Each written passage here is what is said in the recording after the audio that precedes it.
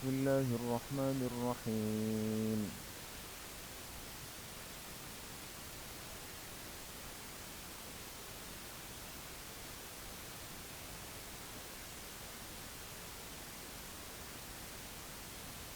لا شروع.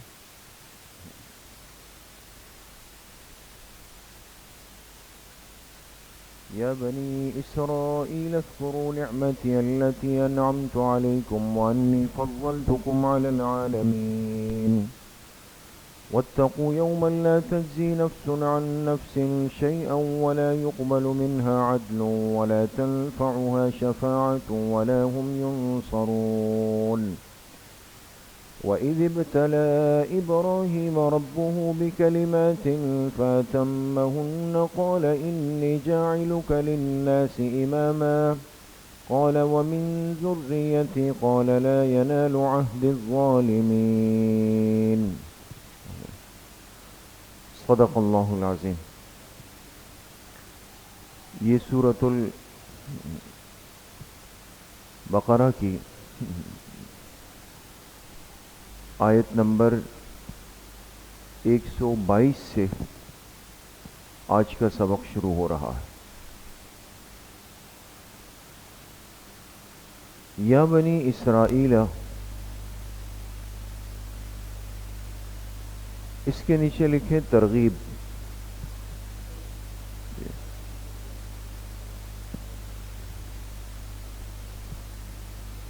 کیا لکھا؟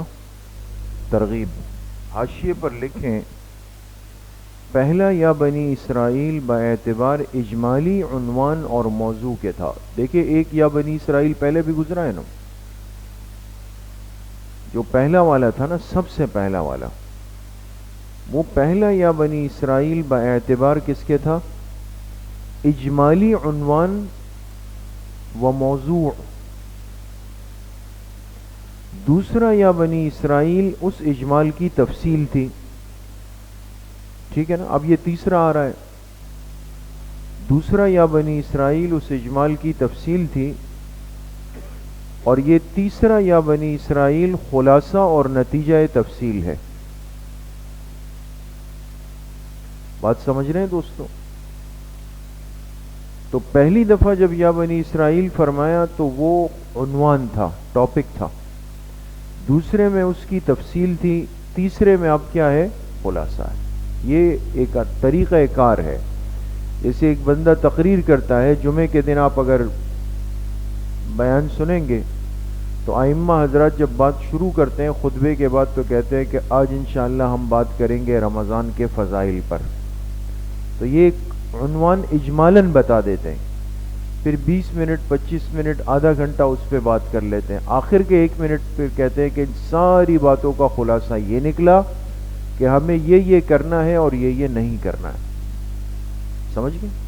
تو یہ تیسرا یا بنی اسرائیل ہے. یا بنی اسرائیل اذکروا نعمتی التی انعمت علیکم، اے بنی اسرائیل یاد کرو میری ان نعمتوں کو جو میں نے تم پر کی. اللہ پاک ان کو اپنی نعمتیں یاد دلا رہے ہیں. وَأَنِّي فَضَّلْتُكُمْ عَلَى الْعَالَمِينَ، اور بے شک میں نے تمہیں فضیلت دی تمام جہان والوں پر.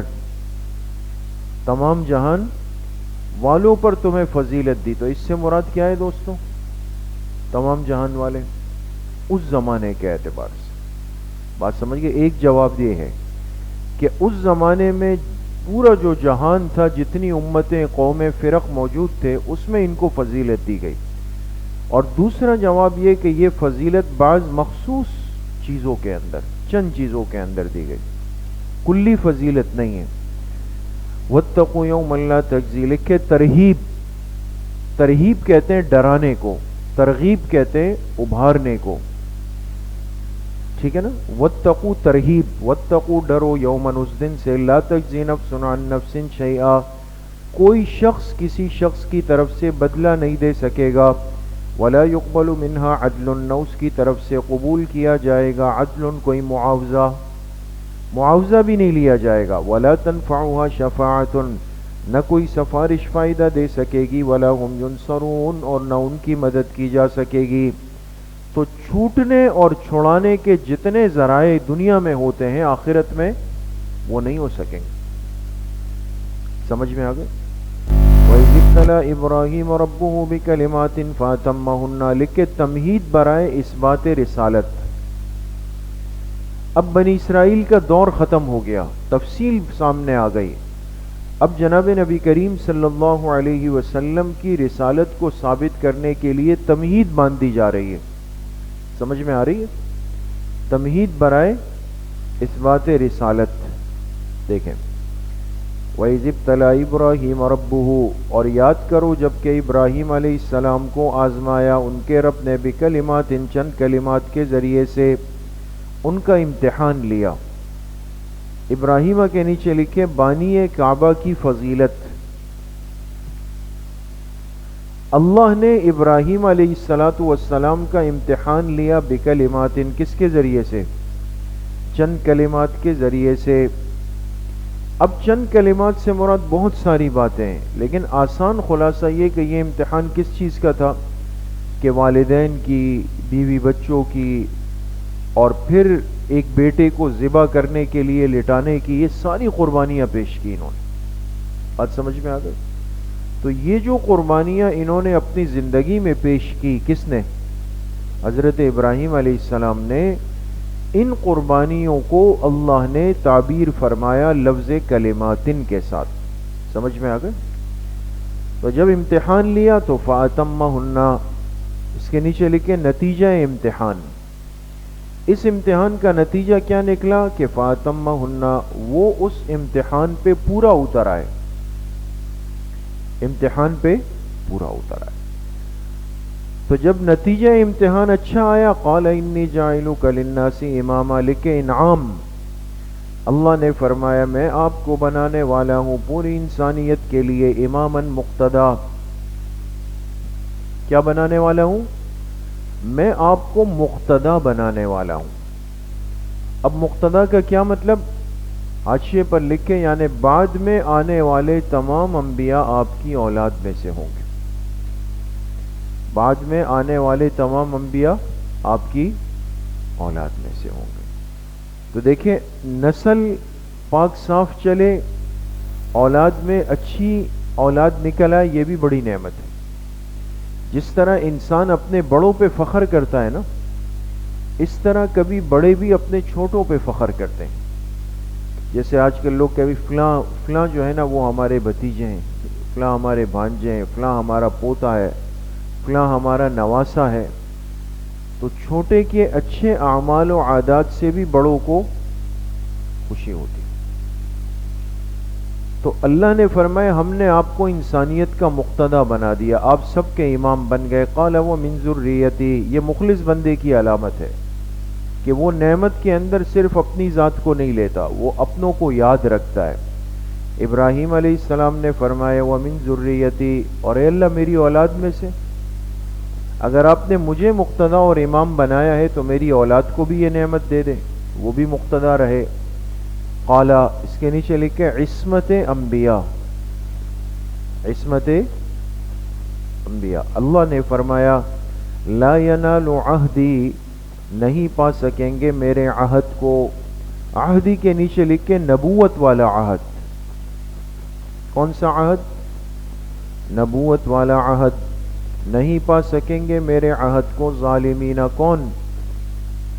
ظلم کرنے والے، شرک کرنے والے، اللہ کے احکامات کی نافرمانی کرنے والوں کو میرا یہ وعدہ نہیں پہنچ سکے گا۔ معلوم ہوا کہ بڑوں کی نسبت چھوٹوں کو ملتی ہے، بشرطے کہ وہ اپنے آپ کو ظالمین کی فہرست سے محفوظ رکھیں۔ بات سمجھ گئے؟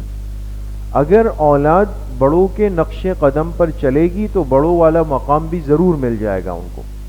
یہ نہیں ہو سکتا کہ نالائق اور نکمی اولاد ہو اور صرف یہ کہے کہ چونکہ ہم بڑوں کی اولاد ہے تو لہٰذا ہم بھی ایسے ایسے ایسے ایسے۔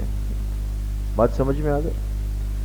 وَإِذْ جَعَلْنَا الْبَيْتَ مَثَابَةً لِلنَّاسِ وَأَمْنًا، لکھے فضیلت بنا کا بیان۔ پہلے تھا بانی کعبہ کی فضیلت، حضرت ابراہیم علیہ السلام بانی کعبہ ہے نا، اب ہے فضیلت بنا۔ بنا کس کو کہتے ہیں؟ عمارت۔ اب جو خانہ کعبہ بنایا وہ بھی فضیلت والی جگہ تھی۔ یاد کریں جب ہم نے بنا دیا البیت اس گھر کو یعنی بیت اللہ کو مثابتاً، اس کا ترجمہ لکھیں مرجع، لوٹنے کی جگہ، بار بار لوگ لوٹ کر وہاں جاتے ہیں. ہم نے بیت اللہ کو لوٹنے کی جگہ بنایا للناس لوگوں کے لیے، وامنا اور جائے امن، امن کی جگہ بنا دیا. اس لیے کہ دو چیزیں لازم اور ملزوم ہیں دوستو. انسان وہاں جاتا ہے دوبارہ لوٹ کر جہاں وہ مطمئن ہو، خوش ہو. بات سمجھ گئے؟ آپ کسی جگہ گئے اور وہاں آپ کو کوئی تکلیف پہنچ جائے نا، پھر کوئی آپ کو 1000 بار کہے چلے جی وہاں چلتے ہیں، وہاں بیٹھ جائیں، نہیں نہیں نہیں بھائی، وہاں کا تجربہ بڑا خراب ہے ہمارا، وہاں نہیں جانا. تو لوٹ لوٹ کے انسان کہاں جاتا ہے دوستو؟ جہاں اس کو امن ملتا ہے، جہاں اس کو سکون ملتا ہے. تو حرمین جائے امن ہے، وہاں جانے والے کے دل کو اطمینان بھی ہوتا ہے، سکون بھی ہوتا ہے. تو وہ کہتے ہیں مجھے تو وہاں لوٹ کے جانا ہے دوبارہ. واتخذوا من مقام ابراہیم مصلی، اور بنا لو مقام ابراہیم کو مصلی، نماز کی جگہ. کس کی جگہ؟ نماز کی جگہ. اس کے نیچے لکھیں نفلی نماز. پورا مطاف، پورا حرم، مسجد حرام تو نماز کی جگہ ہے نا دوستوں. لیکن آپ نے، اللہ آپ سب کو، ہم سب کو حاضری نصیب فرمائے کہ مسجد حرام کے مطاف میں جہاں طواف ہوتا ہے وہاں مقام ابراہیم کا پتھر ہے، وہ پڑا ہوا ہے. تو جب طواف مکمل ہو جاتا ہے نا 7 چکر، تو اس کے بعد حکم ہے کہ 2 رکعت نفل نماز، یہ واجب کے حکم میں ہے، یہ پڑھی جاتی ہے. اور یہ کہیں بھی پڑھ سکتے ہیں. لیکن ایک دفعہ آپ علیہ السلام صحابہ کے ساتھ طواف فرما رہے تھے، فارغ ہوئے. حضرت عمر رضی اللہ عنہ نے عرض کی کہ اگر ہم مقام ابراہیم کو مصلی بنا لیں، یہ جو 2 رکعت نفل ہے اگر اس کے قریب ہم پڑھ لیں تو نسبت ہو جائے گی. تو اللہ پاک نے آیت اتار دی، اس کو موافقات عمر کہا جاتا ہے. اس کو کیا کہتے ہیں؟ موافقات عمر کہا جاتا ہے. حضرت عمر رضی اللہ عنہ کی موافقت میں یہ آیت اتری. فرمایا بنا لو مقام ابراہیم کو جائے نماز. وعہدنا الی ابراہیم، عہدنا کا ترجمہ لکھے امرنا، اور ہم نے حکم دیا ابراہیم علیہ السلام کو اور اسماعیل علیہ السلام کو. کیا حکم دیا؟ ان طہر بیتی للطائفین والعاکفین والرکع السجود. ان کے نیچے لکھے ای بے ان، اس کے ساتھ با لگے گا. ان سے پہلے کیا لگے گا؟ با. با بے ان طہرا. حکم دیا ابراہیم و اسماعیل علیہ السلام کو کہ آپ دونوں پاک صاف رکھے میرے گھر کو. للطائفین، کن کے لیے؟ طواف کرنے والوں کے لیے ایک ترجمہ. دوسرا ترجمہ ہے بیرونی لوگوں کے لیے. کن کے لیے؟ بیرونی کون ہوتے ہیں؟ جو باہر سے آئے. والعاکفین، اور معتکفین کے لیے. دوسرا ترجمہ لکھے مقامی لوگوں کے لیے. والرکع السجود، اور رکوع سجدہ کرنے والوں کے لیے یعنی نماز پڑھنے والوں. میرے گھر کو، میرے حرم کو آپ دونوں پاک صاف رکھیں. دیکھیں اس سے ایک بات کیا پتہ چلی کہ اللہ کے گھر کا بڑا حق ہے کہ اس کو پاک صاف رکھا جائے. یہ کتنی غلط بات ہے کہ ہم اپنے گھروں کی صفائی کا اہتمام رکھیں اور ایک دن جمعدار نے یا صفائی کرنے والے نے اونچ نیچ کی تو سب اس کا گریبان پکڑنے کے لیے تیار ہوتے ہیں. کہتے ہیں تم نے کل ہم سے 500 روپے لیے اور یہ صفائی نہیں کی.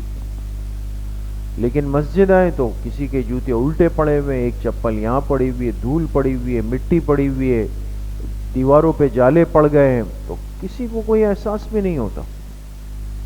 بات سمجھ گئے؟ ایک بات تو یہ کہ اللہ کے گھر صاف ستھرے ہوں.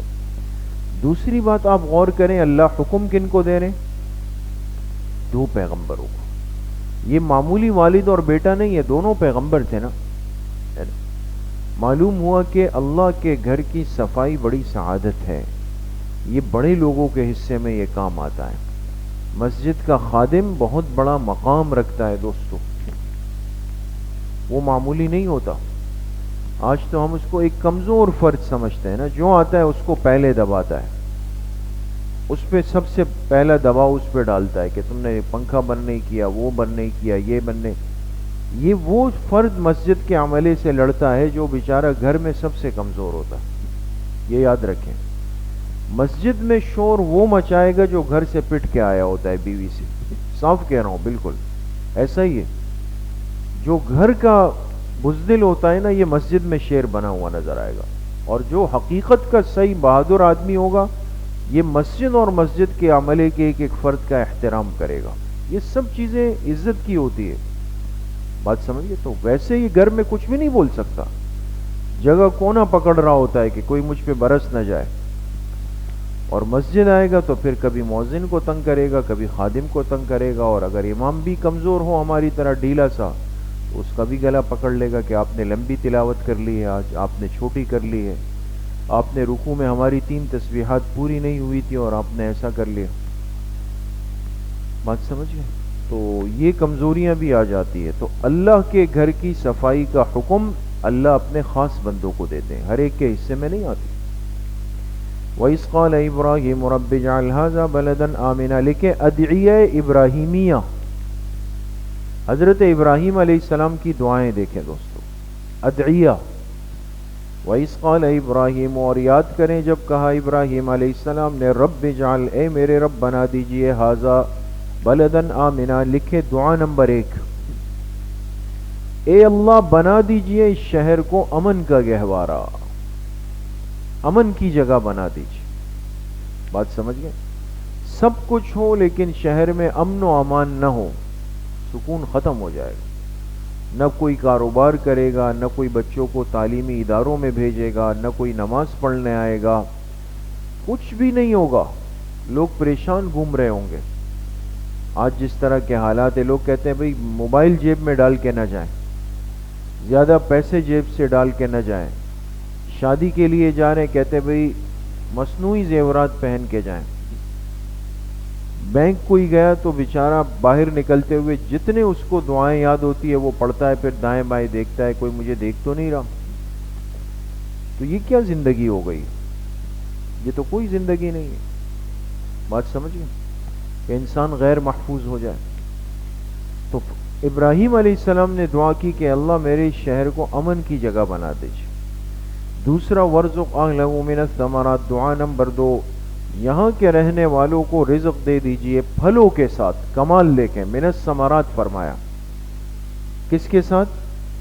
پھلوں کے ساتھ. اس لیے کہ یہ ایک معزز رزق ہے, اور ایسا رزق ہے کہ جس کے لیے کچھ باقی اسباب نہیں چاہیے. درختوں سے پھل اگائیں تو اس کے لیے کوئی مسالہ نہیں بنانا, کوئی ہانڈی نہیں بنانی, کچھ آگ نہیں جلانی. پھل ہے اس کو کاٹیں, بیٹھ جائیں اور کھائیں. تو دعا دی. اب مکہ مکرمہ کی جو زمین ہے وہ انتہائی سخت پتھریلی ہے, اس لیے اس میں پانی نہیں ہے. زمزم کا کنواں اللہ کا ایک معجزہ ہے. کھجور وہ واحد پھل ہے جو سخت زمین سے پیدا ہوتا ہے. لیکن آج اگر آپ جائیں وہاں پر تو دنیا جہاں کے پھل سب سے پہلے وہ حرمین پہنچتے ہیں, اور اعلیٰ درجے کے, اعلیٰ درجے کے. یہ جو ہم پاکستان میں کراچی میں پھل کھاتے ہیں نا دوستوں, یہ دوسرے اور تیسرے لیول کے پھل ہوتے ہیں. فصل اترنے کے بعد, یہ آپ پوچھ لیں, یہ جو کام کرتے ہیں نا جو پھلوں کا اور سبزیوں کا, اترنے کے بعد جو سب سے ایک کیٹیگری کا سامان ہوتا ہے اعلیٰ درجے کا, یہ ملک میں آتا ہی نہیں ہے سوائے چند مخصوص اسٹوروں کے, جو بڑے بڑے اسٹور نہیں ہوتے, ورنہ سب پیک ہو کر کے اور یہ کنٹینروں کے ذریعے سے سب سے پہلے حرمین پہنچتا ہے, سعودی عرب جاتا ہے. پیغمبر کی دعا ہے. جس زمین سے ایک پھل نہیں اگتا سوائے کھجور کے, وہاں دنیا جہاں کے پھل پہنچ جاتے ہیں پہلے, اور لوگ وہاں اس کو استعمال کرتے ہیں. معلوم ہوا کہ اللہ کے محبوب پیغمبروں کی اور محبوب بندوں کی دعاؤں میں اتنی طاقت ہوتی کہ اس کا اثر آج تک چل رہا ہے. تو اللہ سے مانگنے میں کبھی نہیں شرمائے. جب بھی کوئی نیک کام کر لیں خیر کا نا, اللہ سے دعا مانگ لیں, لگ جائے گی. من آمن منہم باللہ والیوم الآخر, اس من آمن کے نیچے لکھے بدل البعض من اہلہ.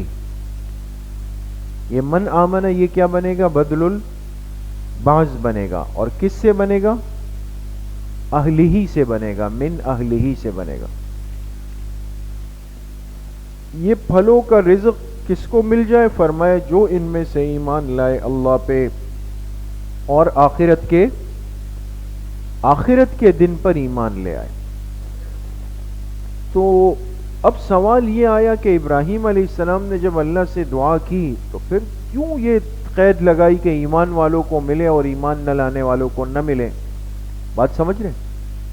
تو اللہ پاک سب کو دے دے تو اللہ کے خزانوں میں کمی نہیں.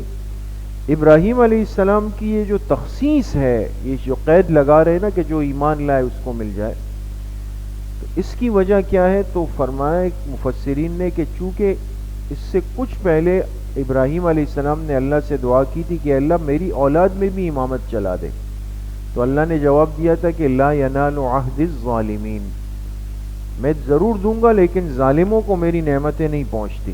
تو ابراہیم علیہ السلام نے اس سے ایک نتیجہ اخذ کیا کہ پھل اور رزق کھانا یہ بھی تو اللہ کی نعمت ہے، تو لہٰذا یہ بھی ایمان والوں کے ہی حصے میں آئے، یہ بھی ان کو نہ ملے. لیکن اللہ پاک نے فرمایا وَمَنْ كَفَرَ فَأُمَتِّعُهُ قَلِيلًا، جو کفر کرے گا میں اس کو تھوڑا فائدہ تو پہنچاؤں گا، اپنا رزق کافر سے نہیں روکوں گا، لیکن یہ کہ قلیلاً اس کو تھوڑا سا اس سے فائدہ اٹھانے.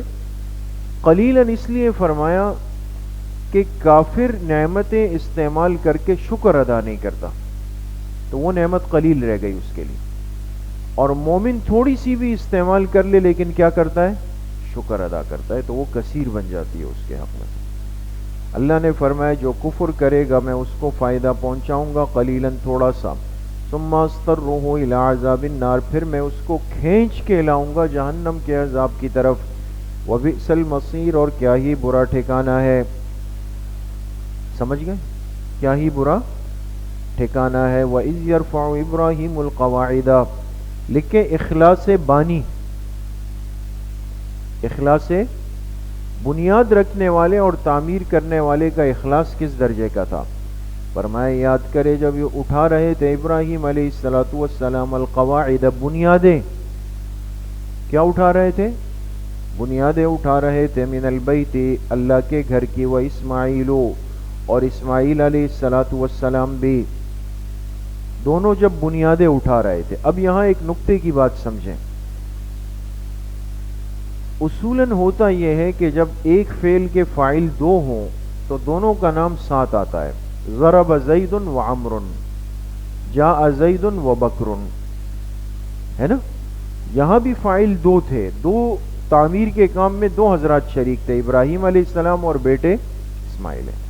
تو اگر اللہ فرماتے ہیں اذ یرفع ابراہیم و اسماعیل القواعد، تو تب بھی بات صحیح ہوتی ہے نا. لیکن فاصلہ لے آئے، بیٹے کا نام بعد میں ذکر کیا، والد کا نام پہلے ذکر کیا. وجہ کیا ہے؟ تو اس کی وجہ یہ لکھی گئی کہ فاصلہ اس لیے لایا گیا کہ کسی کے ذہن میں یہ بات نہ رہے کہ دونوں تعمیر کرنے والوں کی حیثیت کیا تھی؟ برابر تھی. دونوں کی حیثیت برابر نہیں تھی. ابراہیم علیہ السلام تھے معمار اور اسماعیل علیہ السلام تھے معاون. نہیں سمجھے؟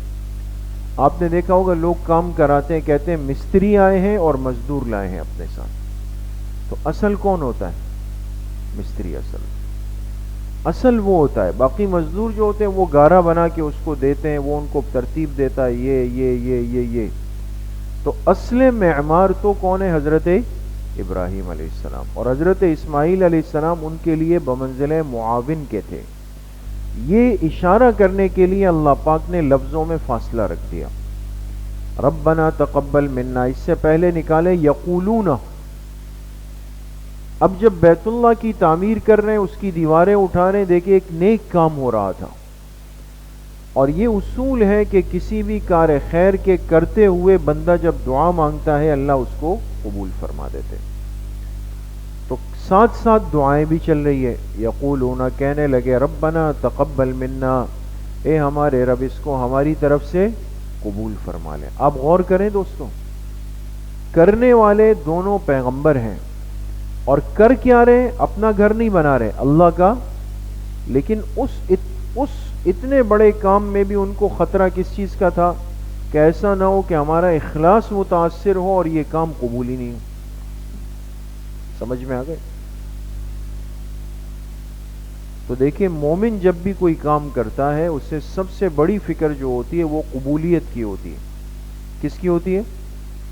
کہ یہ کام قبول ہو جائے, اور قبولیت کے لیے اخلاص کیا ہے؟ شرط ہے. ربنا تقبل منا, اے ہمارے رب اسے ہماری طرف سے قبول فرما دیجئے, انک انت السمیع العلیم, بے شک آپ ہی سننے والے جاننے والے. ربنا وجعلنا مسلمین لک ومن ذریتنا امتا مسلمتا لک, اور اے ہمارے رب ہمیں بنا دیجئے مسلمین. کون سا صیغہ ہے؟ واحد تثنیہ یا جمع؟ تثنیہ ہے. ہمیں اپنا تابع دار بنا دیجئے, ہمیں اپنا تابع دار بنا دیجئے. ومن ذریتنا, اور ہماری اولاد میں سے بھی امتن, ایسا طبقہ ہو, مسلمت لک, جو آپ کا فرما بردار ہو. ہمیں بھی اپنا فرما بردار بنا دے اور ہماری اولاد میں بھی فرما بردار طبقے کو پیدا فرما دے. وَأَرِنَا مَنَاسِكَنَا, تو سمجھدار ماں باپ اپنی اولاد کے لیے دعائیں کرتے ہیں. جب وہ بچے ہوتے ہیں تب بھی ان کو دعائیں دیتے ہیں, جب بڑے ہو جاتے ہیں پھر بھی دعائیں دیتے ہیں. وہ غلطی کر لیں پھر بھی ان کو دعائیں دیتے ہیں, شرارت کر لیں تب بھی ان کو, اس لیے کہ ماں باپ کی دعائیں قبول ہوتی ہے دوستو ان کے حق میں. ہمارے ہاں مصیبت یہ ہے کہ تھوڑا سا غصہ آتا ہے تو وہ بد دعاؤں کا سیلاب آتا ہے کہ الامان والحفیظ. اب بچے نے کوئی چیز گرا دی یا توڑ دی تو فٹ سے ماں کہتی ہے کہ یہ ہو جائے اور تباہ ہو جائے اور ڈوب جائے, ہے نا. تو کتنے خطرناک الفاظ ہیں. وقتی غصہ ہوا, لیکن حدیث پاک میں فرمایا نا کہ قبولیت کی گھڑی ہوگی, پھر یہی ماں باپ بعد میں روئیں گے. اس لیے بہت احتیاط کی ضرورت ہے. تو ایسے الفاظ حکمت کے استعمال کیے جائیں. جب کوئی بچہ شرارت کر لے تک اللہ تجھے سمجھ دے دے, اللہ تجھے ہدایت دے دے, اللہ تجھے خوش رکھ لے, اس طرح کے الفاظ کہنے چاہیے. سمجھ گئے؟ وَأَرِنَا مَنَاسِكَنَا, ارنا کا ترجمہ لکھیں علمنا, اور اے اللہ ہمیں سکھا دیجئے. کیا سکھا دیجئے؟ مناسکنا, ہمارے ذمے کے کام. مناسک کا ایک مطلب لکھا ہے حاشیے پر, لکھیں احکامات حج. احکامات, اس لیے کہ بیت اللہ کے پاس جو اصل عمل ہونا تھا وہ تو حج تھا. تو ایک مطلب لکھا کہ اس سے مراد ہے مناسک حج.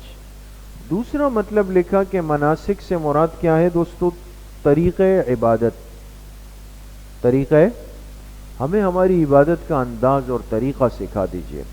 وَتُبْ عَلَيْنَا, اور اے اللہ ہماری توبہ قبول فرما لیجئے. إِنَّكَ أَنْتَ التَّوَّابُ الرَّحِيمُ, بے شک آپ ہی توبہ قبول کرنے والے رحم کرنے والے ہیں. رَبَّنَا وَابْعَثْ فِيهِمْ رَسُولًا مِّنْهُمْ, دلیل اول برائے اس بات رسالت. دلیل اول پیغمبر علیہ الصلوۃ والسلام کی رسالت کو ثابت کرنے کے لیے سب سے پہلی دلیل کہ آپ علیہ الصلوۃ والسلام پیغمبر برحق ہیں, اس کی پہلی دلیل وہ یہ آ رہی ہے. ابھی آپ دنیا میں تشریف نہیں لائے, اس میں ہزاروں سال باقی تھے, لیکن آپ کے جد امجد حضرت ابراہیم علیہ السلام نے آپ کے لیے اس وقت دعا فرمائی.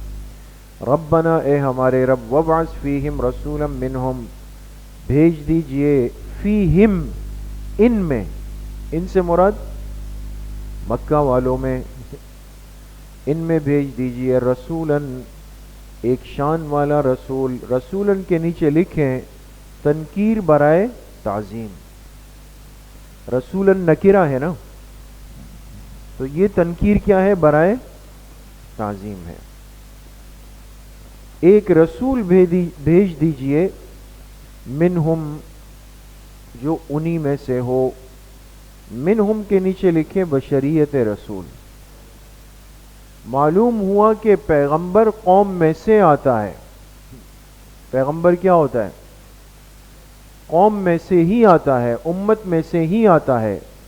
اگر امت بشر ہے تو نبی بشر ہوگا, اور اگر کوئی کہے کہ نہیں جی نبی تو بشر نہیں ہو سکتا, یہ پوری امت کی بشریت کی نفی کر رہا ہے.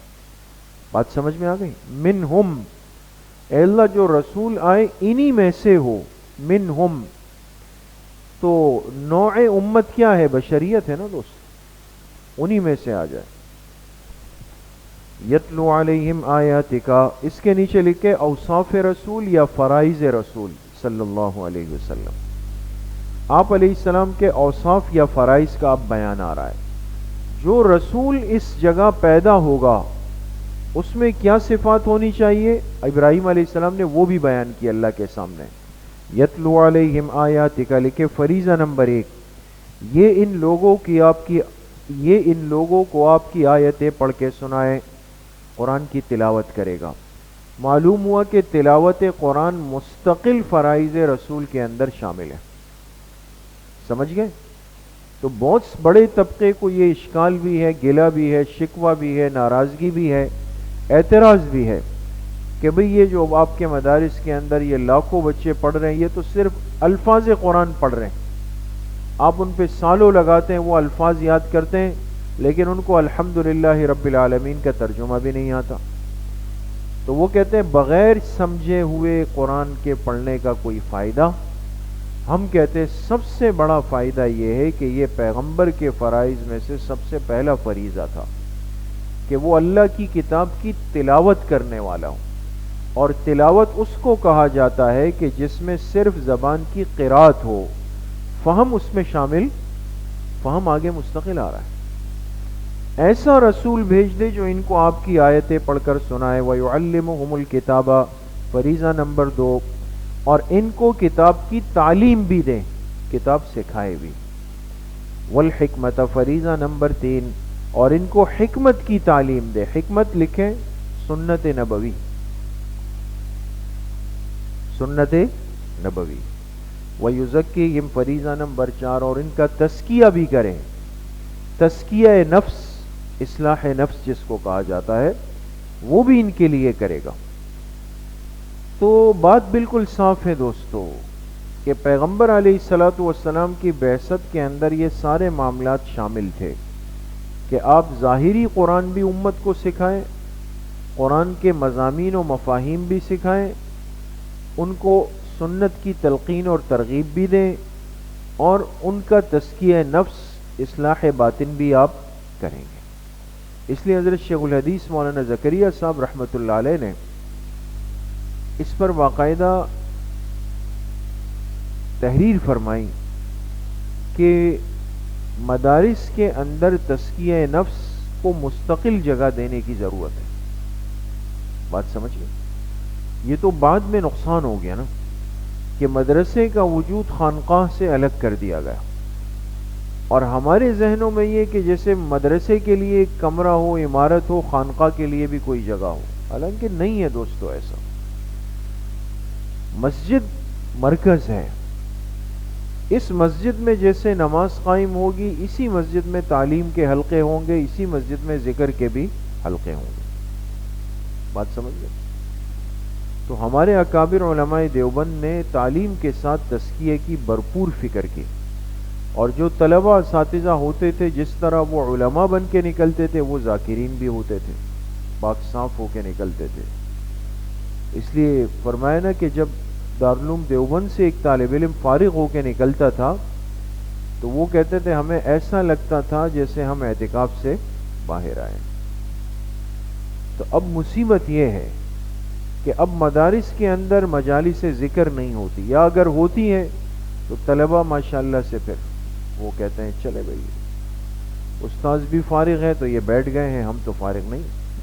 طلبہ تو مصروف ہوتے ہیں نا آج کل بہت زیادہ، تو وہ توجہ نہیں دیتے، یا یہ کہ ایک برائے نام سا کام ہو رہا ہوتا ہے. وہ اساتذہ بھی جب دیکھتے ہیں کہ نہیں ہو تو وہ کہتے ہیں چلو یار بس جو آیا آیا، نہیں آیا نہیں آیا.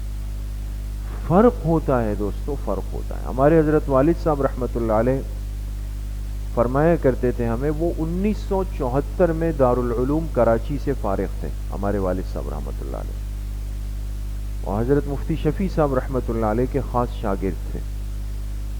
وہ ہمیں تربیت کے لیے فرمایا کرتے تھے کہ جب ہم دارالعلوم کراچی میں پڑھ رہے تھے، اب تو آپ حضرات نے دیکھا ہوگا کتنا بڑا ادارہ ہے، اس وقت کہتے ہیں بالکل جنگل تھا، ویران تھا. تو عصر کی نماز کے بعد مجلس ہوتی تھی حضرت مفتی اعظم پاکستان مفتی شفیع صاحب رحمۃ اللہ علیہ کی، طلبہ کے لیے خاص ایک تربیتی مجلس ہوا کرتی تھی مسجد کے صحن کے اندر.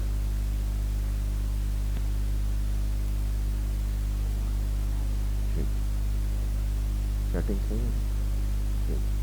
آپ پھر غصہ ہے وہ چیک وغیرہ دیکھ لیں. یہ بھی کر سکتے ہیں اس طرح کر لیں. کوئی جی کوئی بات ہو تو پھر مجھے بتائے گا. ٹھیک. تو فرماتے تھے عصر کے بعد ان کی مجلس ہوتی تھی طلبہ کے لیے مسجد کے صحن میں. تو عصر کے بعد کا وقت تو مدرسے کا وقت نہیں ہے, پوری دنیا میں کہیں بھی نہیں ہے. تو طلبہ کی تفریح کا وقت ہے. ہفتے میں ایک دن تھا جس میں ان کی مجلس ہوتی تھی. تو ظاہر سی بات ہے طلبہ تو عصر کے بعد بیٹھ جائیں یہ تو ناممکن ہے. وہ تو کہتے ہیں یہ تو ہمارا حق ہے اور صحیح بات ہے, لیکن ایک آدھ دن ہو تو انسان کو احتیاط کرنی چاہیے. تو والد صاحب فرماتے تھے ایک بہت بڑا طبقہ طلبہ کا ایک ہی ہوٹل تھا دارالعلوم کراچی کے باہر چائے کا, تو وہاں جا کے چائے پیتے تھے. تو مفتی صاحب انتہائی نرم شخصیت تھی.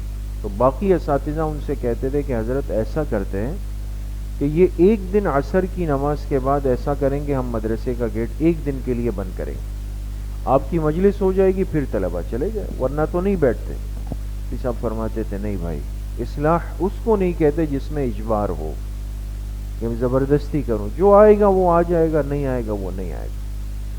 تو والد صاحب رحمۃ اللہ علیہ فرماتے تھے ہم لوگ بیٹھ جاتے تھے, شریک ہوتے تھے. تو طلبہ جو جاتے تھے نا وہ کہتے تھے بھائی آپ لوگ فارغ ہو. بیٹھنے والوں سے کیا کہتے تھے, آپ لوگ فارغ ہو, یعنی فارغ ہو اس لیے یہاں بیٹھ رہے ہو. تو وہ فرماتے تھے آج ہمیں اس کی برکتیں اور انوارات محسوس ہوتے ہیں. تو دیکھیں یہ بڑوں کی باتیں خیر کی ہوتی ہے اور یہ ہمیشہ تو ہوتے نہیں ہیں. پھر میں اور آپ جس دور سے گزرنے دوستوں, اور پھر خاص طور پہ آپ حضرات کا جو آنے والا وقت ہے اس میں شاید یہ اکابر گنے چنے ہو, ایسے گنتی کے ہوں, انگلیوں پر آپ گن لیں گے ختم ہو جائیں گے, بس کہانی ختم ہے. تو اس لیے میں بس ایک درخواست کروں گا آپ حضرات جہاں بھی ہوں, جس ادارے میں بھی زیر تعلیم ہو, وہاں اگر اصلاحی اور تربیتی مجالس ہو, چاہے وہ آپ کا اضافی وقت ہو, اس کو نظر انداز مت کریں دوست, اس سے فائدہ اٹھائیں. یہ سال چند سال ہوتے ہیں, یہ ختم ہو جائیں گے. آپ میں سے جیسے ماشاءاللہ کوئی سادسہ میں ہے, خامسہ میں ہے, سالے, یہ تو ختم, بس 2 سال لے گئے, 3 سال لے گئے, یہ مکمل ہو جائے گا. لیکن یہ جو باتیں اساتذہ کے ساتھ تھی یہ ختم ہو جائے گی, پھر نہیں ہوں گی. پھر نہ آپ کو کہیں کتاب میں ملے گی, نہ کوئی دوسرا آپ کو بتا سکے گا. بزرگ آرام فرما رہے ہیں. اچھا سمجھ گئے دوست, خیال کریں اسے. انک انت العزیز الحکیم, بے شک آپ ہی غالب ہے, حکمت والے ہیں. ومن یرغب عن ملت ابراہیم, لکھے ترغیب اسلام, ترغیب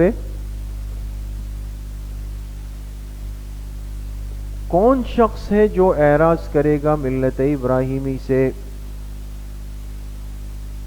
من کے نیچے لکھے بمعنی لا, لا, یہ من کس کے معنی میں, یعنی اعراض نہیں کر سکتا ابراہیم علیہ السلام کی ملت سے. ملت کے معنی ہوتے ہیں طریقہ, ان کی ملت سے اعراض نہیں کر سکتا. الا من سفہ نفسہ, مگر یہ کہ جس نے اپنے نفس کو, اپنی ذات کو حماقت کے اندر ڈال دیا. ملت ابراہیمی سے محروم وہی ہوگا جو اپنے آپ کو خود بیوقوف بنانے پہ تل چکا ہے. بات سمجھ میں آ گئی دوستو؟ یہ تو اب سوال یہ ہے کہ ملت ابراہیمی کیوں ضروری ہے. تو آیت کا مطلب یہ ہے کہ ملت ابراہیمی یہ اسلام میں بند ہے. کس میں بند ہے؟ بند ہے. ابراہیم علیہ السلام موحد تھے. کیا تھے؟ اور عقیدہ توحید اسلام کے ساتھ خاص ہے, وہ کہیں اور نہیں مل سکتا. اس لیے اب اگر کوئی عقیدہ توحید سمجھنا اور سیکھنا اور اس پہ آنا چاہے گا تو ملت ابراہیمی میں آنا پڑے گا اس کو, اس کے بغیر نہیں ہو سکتا. وَلَقَدِ اصْطَفَيْنَاهُ فِي الدُّنْيَا, لکھے فضیلت ابراہیم علیہ السلام, ہم نے انہیں چن لیا تھا تمام دنیا والوں میں سے. وَإِنَّهُ فِي الْآخِرَةِ لَمِنَ الصَّالِحِينَ, اور بے شک وہ آخرت میں کامل نیکوں میں سے تھے. آخرت میں کن میں سے ہیں جی؟ کامل نوک. اس کا ترجمہ عام نیک نہیں کریں گے کہ نیکوں میں سے تھے, اس لیے کہ نفس سے نیک ہونا تو عام امتی کے حصے میں بھی آ سکتا ہے. ابراہیم علیہ السلام تو عام امتی نہیں ہے نا، بلکہ انبیاء کے سلسلے کے امام گزرے ہیں، تو ان کی جو صالحیت ہوگی اس میں کاملیت بھی ہوگی. سمجھ میں آ گئی؟ تو اس لیے ترجمہ کیا لکھا کہ وہ کن میں سے تھے؟ ہاں، کامل نیکوں میں سے تھے. اس قال له ربه اسلم، لکھے وجہ فضیلت یا سبب فضیلت. اب ابراہیم علیہ السلام کی فضیلت کی وجہ، سبب فرمایا اذ یاد کرے، قال له ربه جب ان کے رب نے ان سے کہا اسلم، کیا ترجمہ ہے؟ تابعدار بن جائیے. کیا ہو جائیے؟ تابعدار بن جائیے، مان جائیے. قال ابراہیم علیہ السلام نے فرمایا اسلمت لرب العالمین، میں منقاد ہو گیا تمام جہانوں کے رب کے سامنے. کیا ہو گیا؟ منقاد. منقاد کہتے ہیں متبع، فرما بردار کو، یعنی جو آدمی ہے نا سر تسلیم خم ہے، جو مزاج یار میں آئے. اے اللہ جو آپ کا حکم ہوگا میں نے تو سر جھکا دیا ہے، اس کو منقاد کہا جاتا ہے. میں منقاد ہو گیا تمام جہانوں کے رب کے سامنے. ووصى بها ابراہیم، لکھے دلیل دوم برائے اس بات رسالت. اب آپ علیہ السلام کی رسالت کے لیے دوسری دلیل، ایک دلیل تو آ گئی اوپر، اب یہ ہے دلیل نمبر 2. ووصى بها، بها کا مرجع لکھے ای بالملت، ہاں کا مرجع کیا ہے؟ ملت ابراہیمی. اور وصیت کی اس ملت پر چلنے کی. کس نے وصیت کی؟ ابراہیم، فاعل ہے. ابراہیم علیہ السلام نے وصیت کی.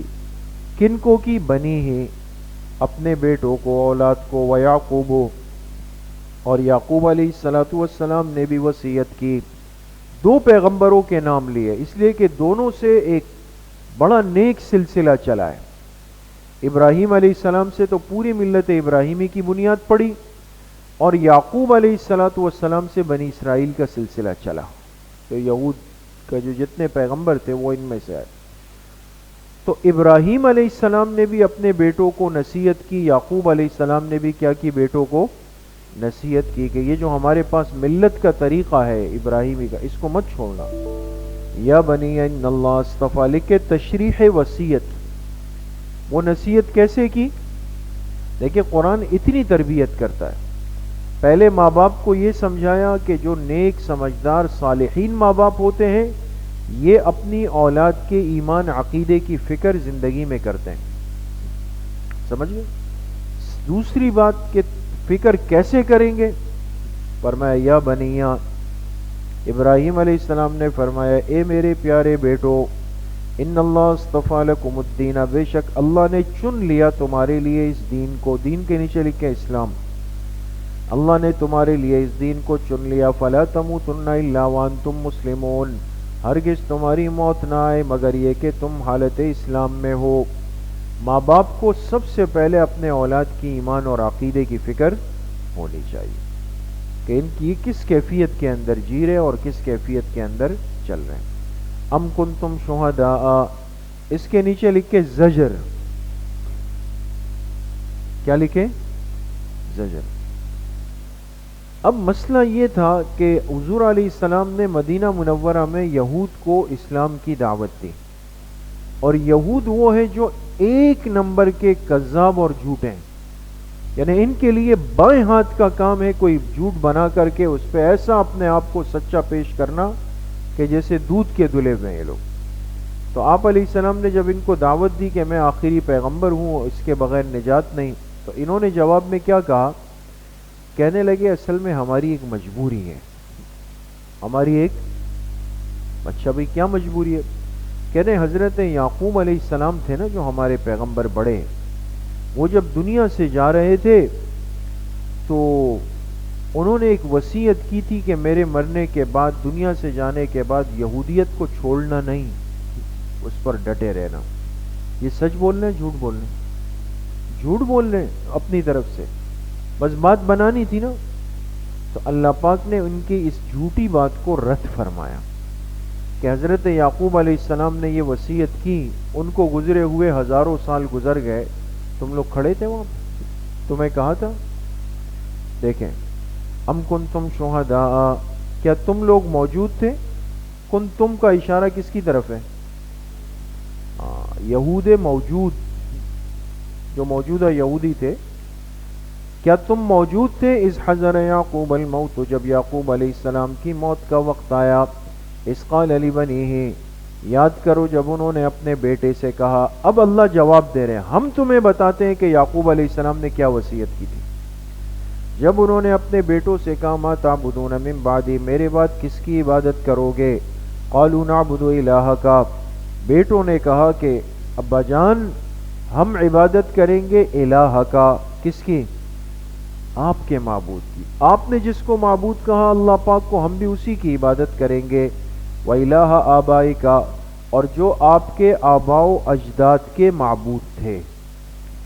آبائی کا کے نیچے لکھے مبدل من ہو، آپ کے آباء و اجداد کے جو معبود تھے۔ اب آباء و اجداد کون؟ ان کے بھی نام لیے، ابراہیم و اسماعیل و اسحاق، اس کے نیچے لکھے بدل، یعنی ابراہیم علیہ السلام اور اسماعیل علیہ السلام اور اسحاق علیہ السلام۔ بات سمجھ گئے دوستو؟ تو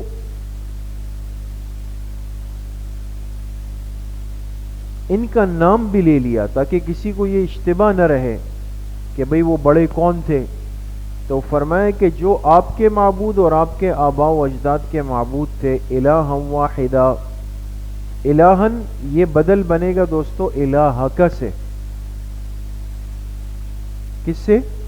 الہک، جو ایک معبود برحق ہے۔ وَنَحْنُ لَهُ مُسْلِمُونَ، اور ہم بھی اسی کے تابع دار ہے۔ بات سمجھ گئے دوست؟ تو بات صاف ہو گئی کہ یہود جھوٹ بول رہے تھے۔ تِلْكَ أُمَّةٌ قَدْ خَلَتْ، لکھے ازالہ شبہ، ازالہ شبہ۔ اب شبہ کیا تھا دوستو؟ ایک جھوٹ کا جواب تو یہود کو نقد مل گیا نا کہ تم جھوٹ بول رہے ہو۔ اب جب انسان دیکھتا ہے میرا جھوٹ پکڑا گیا نا تو کچھ اور کہانی بناتا ہے۔ پھر جب جواب مل گیا تو کہنے لگے چلو ٹھیک ہے یعقوب علیہ السلام نے یہ کہا ہوگا، لیکن ہم پھر بھی آپ کو نبی نہیں مانتے۔ اچھا آپ کیوں نہیں مانتے؟ کہتے جی ہم تو صاحبزادگان ہیں۔ ہم کیا ہیں؟ صاحبزادگان ہیں، یعنی ہم تو خواص لوگ ہیں اور جنت کے مالک ہیں، جنت تو ہمارے لیے ہیں، تو لہٰذا ہم کیوں کوئی اور راستہ اختیار کریں؟ جو چیز ہمیں میراث میں جا کے ملے گی، ہم تو ان بڑوں کے صاحبزادے ہیں، لہٰذا ہم کیوں اپنے لیے نیا بوجھ لیں؟ بات سمجھ گئے؟ تو 2-3 دن قبل کے سبق میں بات آئی تھی نا کہ صاحبزادگان کی، کہ نالائق صاحبزادگان وہ ہوتے ہیں جو بڑوں کے کام کو نہیں لیتے، صرف ان کے نام کی بنیاد پر عیش و عشرت کرتے ہیں، پیٹ پرستی کرتے ہیں، اور ان کو ایسا لگتا ہے کہ جیسے بڑے ہر اعتبار سے بڑے تھے تو ہم بھی بڑے ہیں۔ تو یہود کو یہ زعم ہے، زعم، یہ گھمنڈ ہے ان کو کہ ہم میں اتنے پیغمبر گزرے ہیں تو ہم سب ان کے کیا ہیں؟ صاحبزادگان ہیں، جنت بنی ہمارے لیے، تو لہذا ہمیں کون پکڑ سکتا ہے؟ اللہ نے اس کا جواب دیا ازالہ شبہ، فرمایا تلک امۃ قد خلت، یہ تو ایک جماعت تھی جو گزر گئی۔ کون سی؟ یہ جو پیغمبروں کے نام آئے نا بڑے حضرات کے، اور یہ ان کے اولاد ہونے کے دعوے دار تھے، اللہ نے فرمایا یہ تو ایک جماعت تھی میرے پیغمبروں کی جو گزر گئے، لہا ما کسبت ولکم ما کسبتم، ان کو تو وہی ملے گا جو انہوں نے کمایا، لیکن تمہیں وہ ملے گا جو تم نے کمایا۔ ان کے نام پر جنت تمہارے لیے الاٹ نہیں ہوئی ہے۔ وَلَا تُسْأَلُونَ عَمَّا كَانُوا يَعْمَلُونَ، اور تم سے نہیں پوچھا جائے گا جو کچھ وہ کیا کرتے تھے۔ وَقَالُوا كُونُوا هُودًا أَوْ نَصَارَىٰ تَهْتَدُوا، لکھے شکوہ عام، شکوہ۔ اب یہود و نصارہ کا ایک شکوہ، ایک غلطی، لوگوں کو کیا کہتے تھے؟ قالو، قالو کا فاعل یہود بھی ہے نصارہ بھی ہے دوستو، کہتے تھے کونوا ہودن او نصارا تہتدوا، ہو جاؤ یہودی یا عیسائی تو ہدایت پالو گے۔ قل، لکھے جواب شکوہ، اللہ نے جواب دیا بل ملت ابراہیم حنیفا، ملت سے پہلے محذوف نکالے دوستوں، نتبعو، کیا نکالیں گے؟ بلکہ ہم تو اتباع کرتے ہیں ابراہیم علیہ السلام کی ملت کے، حنیفن، جو کہ یکسو تھے، جو کیا تھے؟ یکسو، ان تمام چیزوں سے ہٹ کر کٹ کر تھے. بات سمجھ گئے؟ تو جو یہودیت اور نصرانیت میں نجات نہیں ہے، ملت ابراہیمی کے اندر نجات ہے. اور ملت ابراہیمی وہ راستہ ہے کہ حنیفہ، جو سارے راستوں سے ہٹ کر ایک یکسو راستہ ہے اللہ کی طرف. تو ابراہیمہ کے نیچے لکھیں مبدل منہ، اور حنیفن کے نیچے کیا لکھیں گے؟ بدل لکھیں گے. سمجھ گئے؟ وما کان من المشرکین، اور نہیں تھے ابراہیم علیہ السلام کن میں سے؟ مشرکین میں سے. قولوا آمنا باللہ، لکھے خلاصہ ملت ابراہیم. اب ملت ابراہیمی کی تفسیر ہو رہی ہے دوستو. اس کی وجہ کیا ہے؟ جب یہ دیکھتی ہے نا کہ ایک بندے کو قبولیت حاصل ہے اور وہ دنیا میں ابھی نہیں ہے، تو یہ بندہ کیا کرے گا؟ یہ فوراً دعویٰ کرے گا کہ جی اس کے اصل پیروکار تو ہم ہیں. بات سمجھ گئے؟ جیسے آج دنیا میں آپ دیکھیں، سب کچھ کرنے کے بعد بھی یہ ملحدین اور یہ متجددین اور یہ مستشرقین، یہ مفسدین، یہ کیا کہتے ہیں؟ نیچے یہ لوگ کیا کہتے ہیں؟ کہتے تھے دین کی صحیح سمجھ تو ہمارے پاس ہے، پیغمبر علیہ الصلوۃ والسلام کے طریقے پر تو صحیح عمل ہم لوگ کر رہے ہیں، ہم نے ریاست مدینہ کی بنیاد رکھنی ہے اور ہم نے یہ ساری چیزیں کرنی ہے، اور ہم یہ ہیں اور ہم یہ ہیں اور ہم یہ ہیں. مقصد یہ کہ اپنا سب کچھ کر رہے ہوں گے، خرافات کر رہے ہوں گے، لہویات، لعبیات، سب کچھ کر رہے ہیں. لیکن جب بیٹھیں گے آپ کے ساتھ تو آپ کو لگے گا کہ ہاتھ بڑھا کے چاروں سلسلوں میں اس سے بیعت کر لوں، ایک میں بھی نہیں، چاروں سلسلوں میں. یعنی اتنے فضائل اور مناقب اپنے بیان کرے گا کہ آپ کو لگے گا کہ یار یہ بزرگ پہلے کہاں ہوتے تھے. بات سمجھ گئے؟ تو یہ مسئلہ ہے دنیا کا کہ یہ بڑوں کے نام کو بنیاد بنا کر اپنے آپ کو اس کا متبع بنا لیتے. تو اب جب یہود و نصارہ نے بلکہ مشرکین نے دیکھا نا کہ دنیا میں سکہ تو ابراہیم علیہ السلام کا چل رہا ہے، تو یہود نے کہا کہ ہم ابراہیمی ہیں، عیسائیوں نے کہا ہم ابراہیمی ہیں، اور جھٹ جو تھے یعنی مشرکین، انہوں نے کہا جی ہم بھی ہیں نا. تو جب وہ ابراہیمی ہونے کے دعوے دار ہو گئے تو پھر مسلمان کہاں جاتے؟ تو اللہ پاک نے ملت ابراہیمی کی تفسیر بتائی کہ بابا ابراہیم علیہ السلام تھے کون، پہلے وہ سن لو، اب تلاش کرو کہ وہ اوصاف کس کے اندر موجود ہے، تو بات صاف ہو جائے گی. قولوا آمنا باللہ، کہہ دو کہ میں ایمان لایا اللہ پہ، وما انزل الینا، اور ان کتابوں پہ، جو اس کتاب پہ جو ہم پہ اتاری گئی، وما انزل الی ابراہیم، اور ان احکامات پہ، اس ماں کے نیچے کیا لکھیں گے؟ اور ان احکامات پہ جو کہ اتارے گئے ابراہیم علیہ السلام، اسماعیل علیہ السلام، اسحاق علیہ السلام اور یعقوب علیہ السلام، والاسباط، اور ان کی اولاد. اسباط کہتے ہیں دوستو اولاد کو. بات سمجھ گئے دوستو؟ اس پر میں ایک بات آپ سے عرض کرتا ہوں. وما اوتی موسیٰ وعیسیٰ، اور جو کتابیں دی گئی موسیٰ علیہ السلام اور عیسیٰ علیہ السلام کو، وما اوتی النبیون، اور جو کچھ دیا گیا انبیاء علیہم الصلاۃ والسلام کو، من ربہم، ان کے رب کی طرف سے. تو بابا ملت ابراہیمی کی بڑی علامت یہ ہے کہ اس پر ایمان رکھنے والا سابقہ تمام انبیاء کو بھی مانتا ہے اور سابقہ انبیاء پر اترنے والی کتابوں اور احکامات پر بھی ایمان رکھتا ہے.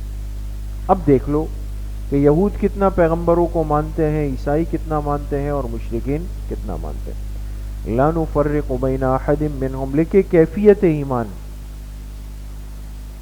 ہم ایمان رکھتے ہیں ان سارے پیغمبروں پر، اور اس ایمان کی کیفیت کیا ہے کہ ہم ان میں سے کسی کے درمیان بھی فرق نہیں کرتے. بات سمجھے؟ حاشیے پر لکھیں کہ تفریق سے مراد تفریق ایمانی ہے، نہ کہ تفریق فضائل۔ تفریق ایمانی نہیں، تفریق ایمانی ہے، تفریق فضائل۔ بات سمجھے دوستوں؟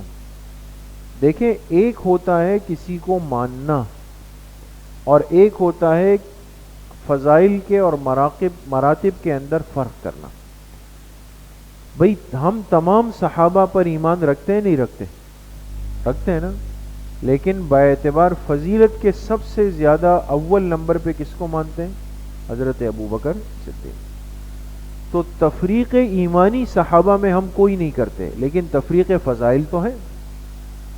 تو انبیاء علیہم السلام میں ہم فرق نہیں کرتے باعتبار کس کے؟ ایمان کے۔ ایمان سب پر ہے، ہم فضائل میں یقیناً فرق ہے۔ تلک الرسل فضلنا بعضهم علی بعض وَنَحْنُ لَهُ مُسْلِمُونَ، لہو کے نیچے لکھے لفظ اللہ، اور ہم اللہ ہی کے تابعدار ہے۔ بات سمجھ گئے دوستوں؟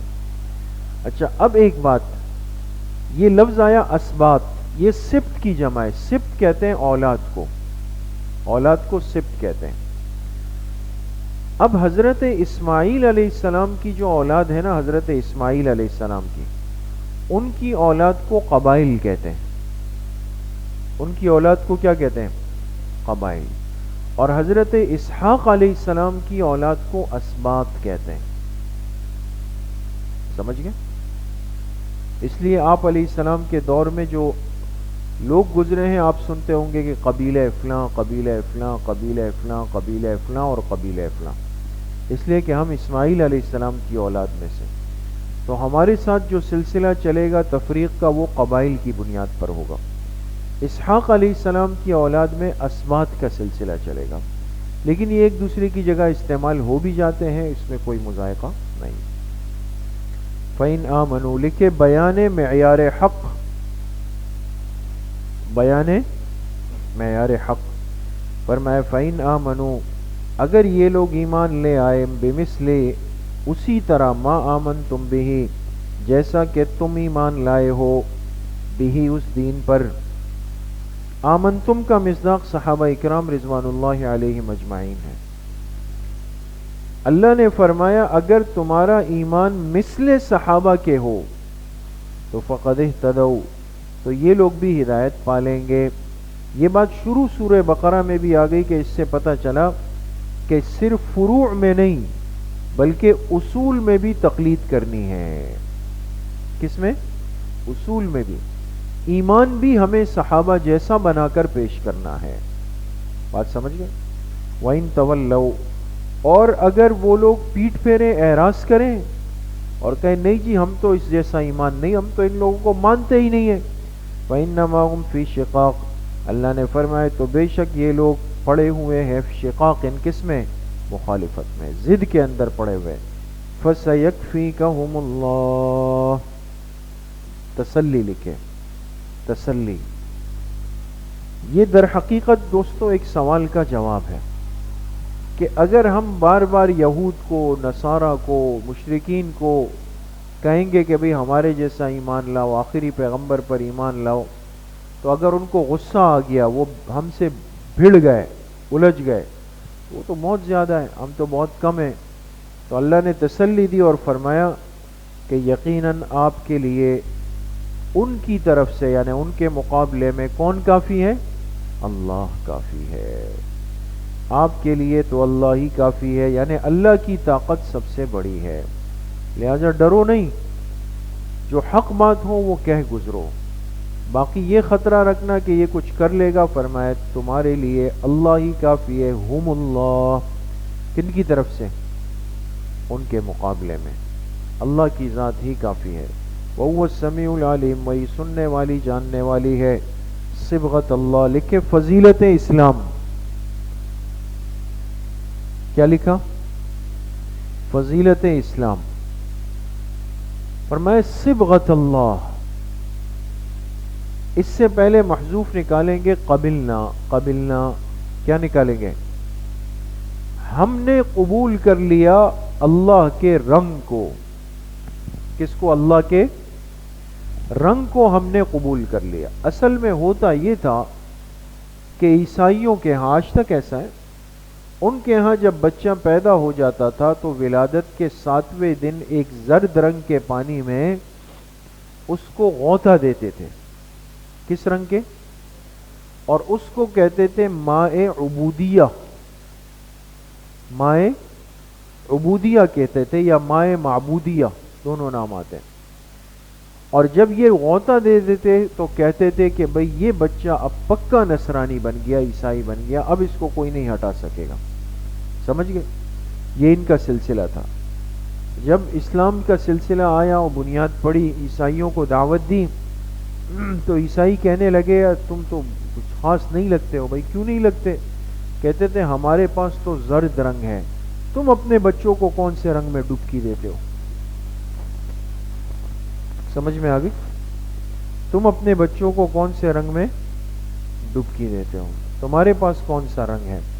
تو اللہ نے جواب دیا کہ ان سے کہہ دو کہ ہمارے پاس یہ زرد اور پیلے نیلے نہیں ہیں، ہمارے پاس اللہ کا دیا ہوا رنگ ہے. اللہ کی محبت کا رنگ ہمارے اوپر چڑھ چکا ہے. بات سمجھ گئے؟ ہم شام گئے، شام سیریا.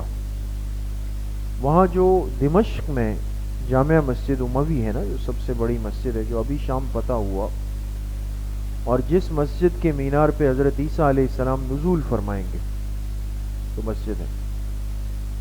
اس مسجد کے بالکل آپ سمجھے کہ بیچ میں کچھ بڑی نوادرات چیزیں رکھی ہوئی ہیں. وہیں پہ حضرت یحییٰ علیہ السلام کا سر مبارک بھی ہے، ان کو جو شہید کیا گیا وہاں پر. تو اس مسجد میں ایک بہت بڑا، جو مسجد کے بیچوں بیچ یعنی ایک بہت بڑا شیشے کا ایک، جس کو کہا جائے شوکیس سا ایک باکس رکھا ہوا ہے. اور اس شیشے کے اس کے اندر ایک بڑا، جیسے ہوتا ہے نا ایک تھال بڑا سا، وہ رکھا ہوا ہے. اور کہتے یہ وہ تھال تھا جس میں عیسائی اپنے بچوں کو زرد رنگ دیا کرتے تھے. وہ انہوں نے محفوظ کر کے وہاں پر رکھا ہوا ہے ابھی بھی ایک علامت کے طور پہ. ومن احسن من اللہ صبغہ، اور کون اللہ سے زیادہ بہتر ہو سکتا ہے، صبغتاً باعتبار رنگنے کے. باعتبار کس کے؟ اللہ کا رنگ، یعنی اللہ کے عشق کا رنگ جب چڑھ جائے تو اس سے زیادہ کون سا رنگ ہو سکتا ہے. وَنَحْنُ لَهُ عَابِدُونَ، اور ہم تو اللہ ہی کی عبادت کرنے والے ہیں. شیخ العرب والعجم حضرت مولانا سید حسین احمد مدنی نور اللہ مرقدہ، چونکہ صاحب علم اور صاحب تقوی ہونے کے ساتھ ساتھ اللہ نے ان کو ایک بڑا ملکہ دیا تھا اسلامی سیاست سمجھنے کا. اور ہمارے جتنا اکابر کا سلسلہ ہے سیاست میں، تو حضرت شیخ الہند رحمۃ اللہ علیہ کی ترتیب کا ہے. اور حضرت شیخ الہند کے جو جتنے علوم ہیں وہ حضرت مدنی رحمۃ اللہ علیہ کو منتقل ہوئے. تو بعض حضرات ایسے تھے کہ جو ان سے حسد کرتے تھے حضرت مدنی رحمۃ اللہ علیہ سے. ہوتا ہے. تو پاکستان ہندوستان کی جو تقسیم کی ترتیب چل رہی تھی اس وقت ظاہر سی بات ہے ایک بڑا خلا آیا نا. تو ایک شخص نے خواب دیکھا، اور خواب کے اندر دیکھا کہ حضرت مدنی رحمۃ اللہ علیہ کے جسم کو آگ لگ گئی ہے، اور ان کا جسم ایسا ہے جیسے اس آگ سے جل رہا ہے. تو شخص بڑا پریشان ہوا کہ تو بڑی ہستی ہے. تو وہ گیا اور جا کے ایک عالم سے پوچھا کہ اس طرح میں نے خواب دیکھا. جب وہ عالم فریق مخالف میں سے تھے، جو حضرات وہ تھے نا حضرت مدنی کے قائلین نہیں تھے، تو وہ تو نو مولود تھے. تو اس نے کہا کہ ہاں ہوگا، جبھی تو ہم ان کے ساتھ نہیں چلتے، وہ جل رہے ہیں آگ کے اندر. تو کسی نے آ کر کے یہ بات جو ہے وہ شیخ الاسلام حضرت علامہ شبیر احمد عثمانی رحمۃ اللہ علیہ، جو ان کے بڑے سیاسی حریف اور مخالف تھے حضرت مدنی کے، ان کو بتائی کہ کسی نے خواب دیکھا اور حضرت مدنی کو دیکھا کہ وہ جل رہے ہیں. تو ایک نوجوان عالم نے اس کی تعبیر یہ دی کہ چونکہ حضرت مدنی غلط ہیں تو اس لیے جل رہے ہیں. تو علامہ شبیر احمد عثمانی رحمۃ اللہ علیہ تو واقعی عالم تھے، صاحب علم تھے. انہوں نے کہا انا للہ و انا الیہ راجعون. کہا کہ یہ شخص نہیں سمجھا، جو خواب دیکھنے والے نے خواب دیکھا اس نے حضرت مدنی کو اللہ کے عشق میں ڈوبا ہوا دیکھا. یہ جو اصل میں آگ ہے یہ کس کی ہے؟ اللہ کے عشق کی آگ. حالانکہ وہ چاہتے تو مخالف سیاست میں چل رہے تھے، وہ بھی کہہ دیتے کہ یہ واقعی میں جل رہے ہیں، لیکن وہ ان کے مقام اور مرتبے کو سمجھتے تھے. تو انہوں نے کہا کہ یہ در حقیقت اللہ کے عشق کی آگ ہوتی ہے، اور حضرت مدنی رحمۃ اللہ علیہ اس سے بھرپور ہے، وہ اس آگ کے اندر جل رہے. سمجھ میں آ گئی؟ قُلْ تُحَاجُّونَنَا لکھ کے زجر برائے اہل کتاب. اب اہل کتاب پر زجر آ گیا. فرمایا قُلْ آپ کہہ دیجئے تُحَاجُّونَنَا فِي اللَّهِ، کیا تم ہم سے لڑتے ہو اللہ کی ذات کے بارے میں؟ کس کے بارے میں؟ اب مسلمان اہل کتاب سے بات کر رہے ہیں، اللہ کے بارے میں ہم سے لڑتے ہو. وَهُوَ رَبُّنَا وَرَبُّكُمْ، جبکہ وہ ہمارا بھی رب ہے تمہارا بھی رب ہے. اصل میں جب حضور علیہ السلام کو نبوت ملی اور بنی اسرائیل سے سلسلہ ختم ہوا تو یہود و نصارہ کو غصہ تو تھا، ضد بھی تھی. تو مسلمانوں سے کہتے تھے کہ یہ تو ہماری خاندانی چیز تھی، تم لوگوں میں کیسے آ گئی؟ بات سمجھئے؟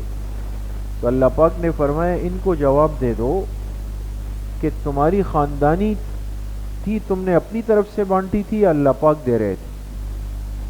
پہلے اللہ نے تمہارے بڑوں کو دی، تم نے قدر نہیں کی، اب اللہ نے بنی اسماعیل میں ڈال دی، تمہارا اس میں کیا کردار ہے؟ یہ تو اللہ پاک کی تقسیم ہے.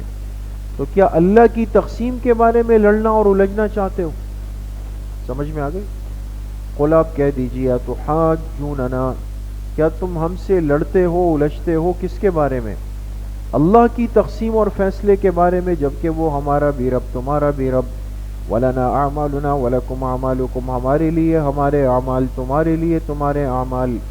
وَنَحْنُ لَهُ مُخْلِصُونَ، اور ہم اللہ ہی کی خالص عبادت کرنے والے. مخلصون کا ترجمہ لکھے، خالص اللہ ہی کی عبادت کرنے والے. ام تقولون لکھے شکوہ، تم کیا کہتے ہو کہ بے شک ابراہیم و اسماعیل و اسحاق و یعقوب والاسباط اور ان کی اولاد، تم یہ دعویٰ کرتے ہو کہ کانوا ھودن و نصارا، کہ وہ یہودی یا عیسائی تھے، اس لیے کہ ان کا دعویٰ تھا کہ وہ ہمارے بڑے تھے. تو اللہ پاک نے فرمایا ان سے پوچھو کہ کیا وہ یہودی نصرانی تھے؟ قل، جواب شکوہ، اے میرے حبیب صلی اللہ علیہ وسلم آپ کہہ دیجئے اَأَنْتُمْ أَعْلَمُ أَمِ اللَّهُ، تم زیادہ جانتے ہو یا اللہ پاک کا علم زیادہ ہے؟ وَمَنْ أَظْلَمُ مِمَّنْ كَتَمَ شَهَادَةً عِنْدَهُ مِنَ اللَّهِ، کون اس سے بڑا ظالم ہوگا جو اپنی گواہی کو چھپا دے، وہ گواہی جو اس کے پاس اللہ کی طرف سے آئی ہے. کس کی طرف سے؟ جو اس گواہی کو چھپا دے جو اس کے پاس اللہ کی طرف سے آئی ہے. کیا مطلب گواہی کا دوستو؟ چونکہ سابقہ آسمانی کتابوں کے اندر یہ گواہی موجود تھی کہ آخری پیغمبر کے آنے کی جگہ کون سا علاقہ ہوگا؟ مکہ مکرمہ. کون سا ہوگا؟ وہ عرب میں آئیں گے، مکہ میں آئیں گے. یہ بات ان کو پتہ تھی، ان کی کتابوں، جان بوجھ کے بات چھپاتے تھے. تو اللہ نے فرمایا اس سے بڑا ظالم کون ہے جو اللہ کی طرف سے ملنے والی گواہی یعنی اپنی کتابوں کی باتوں کو چھپائے. وَمَا اللَّهُ بِغَافِلٍ عَمَّا تَعْمَلُونَ، اللہ بے خبر نہیں ہے ان باتوں سے جو کچھ تم کرتے ہو. تِلْكَ أُمَّةٌ قَدْ خَلَتْ، لکھے اعادہ جواب شبہ برائے تاکید. اعادہ جواب شبہ، پہلے بھی یہ بات گزری نا کہ انہوں نے کہا ہم تو صاحبزادے ہیں.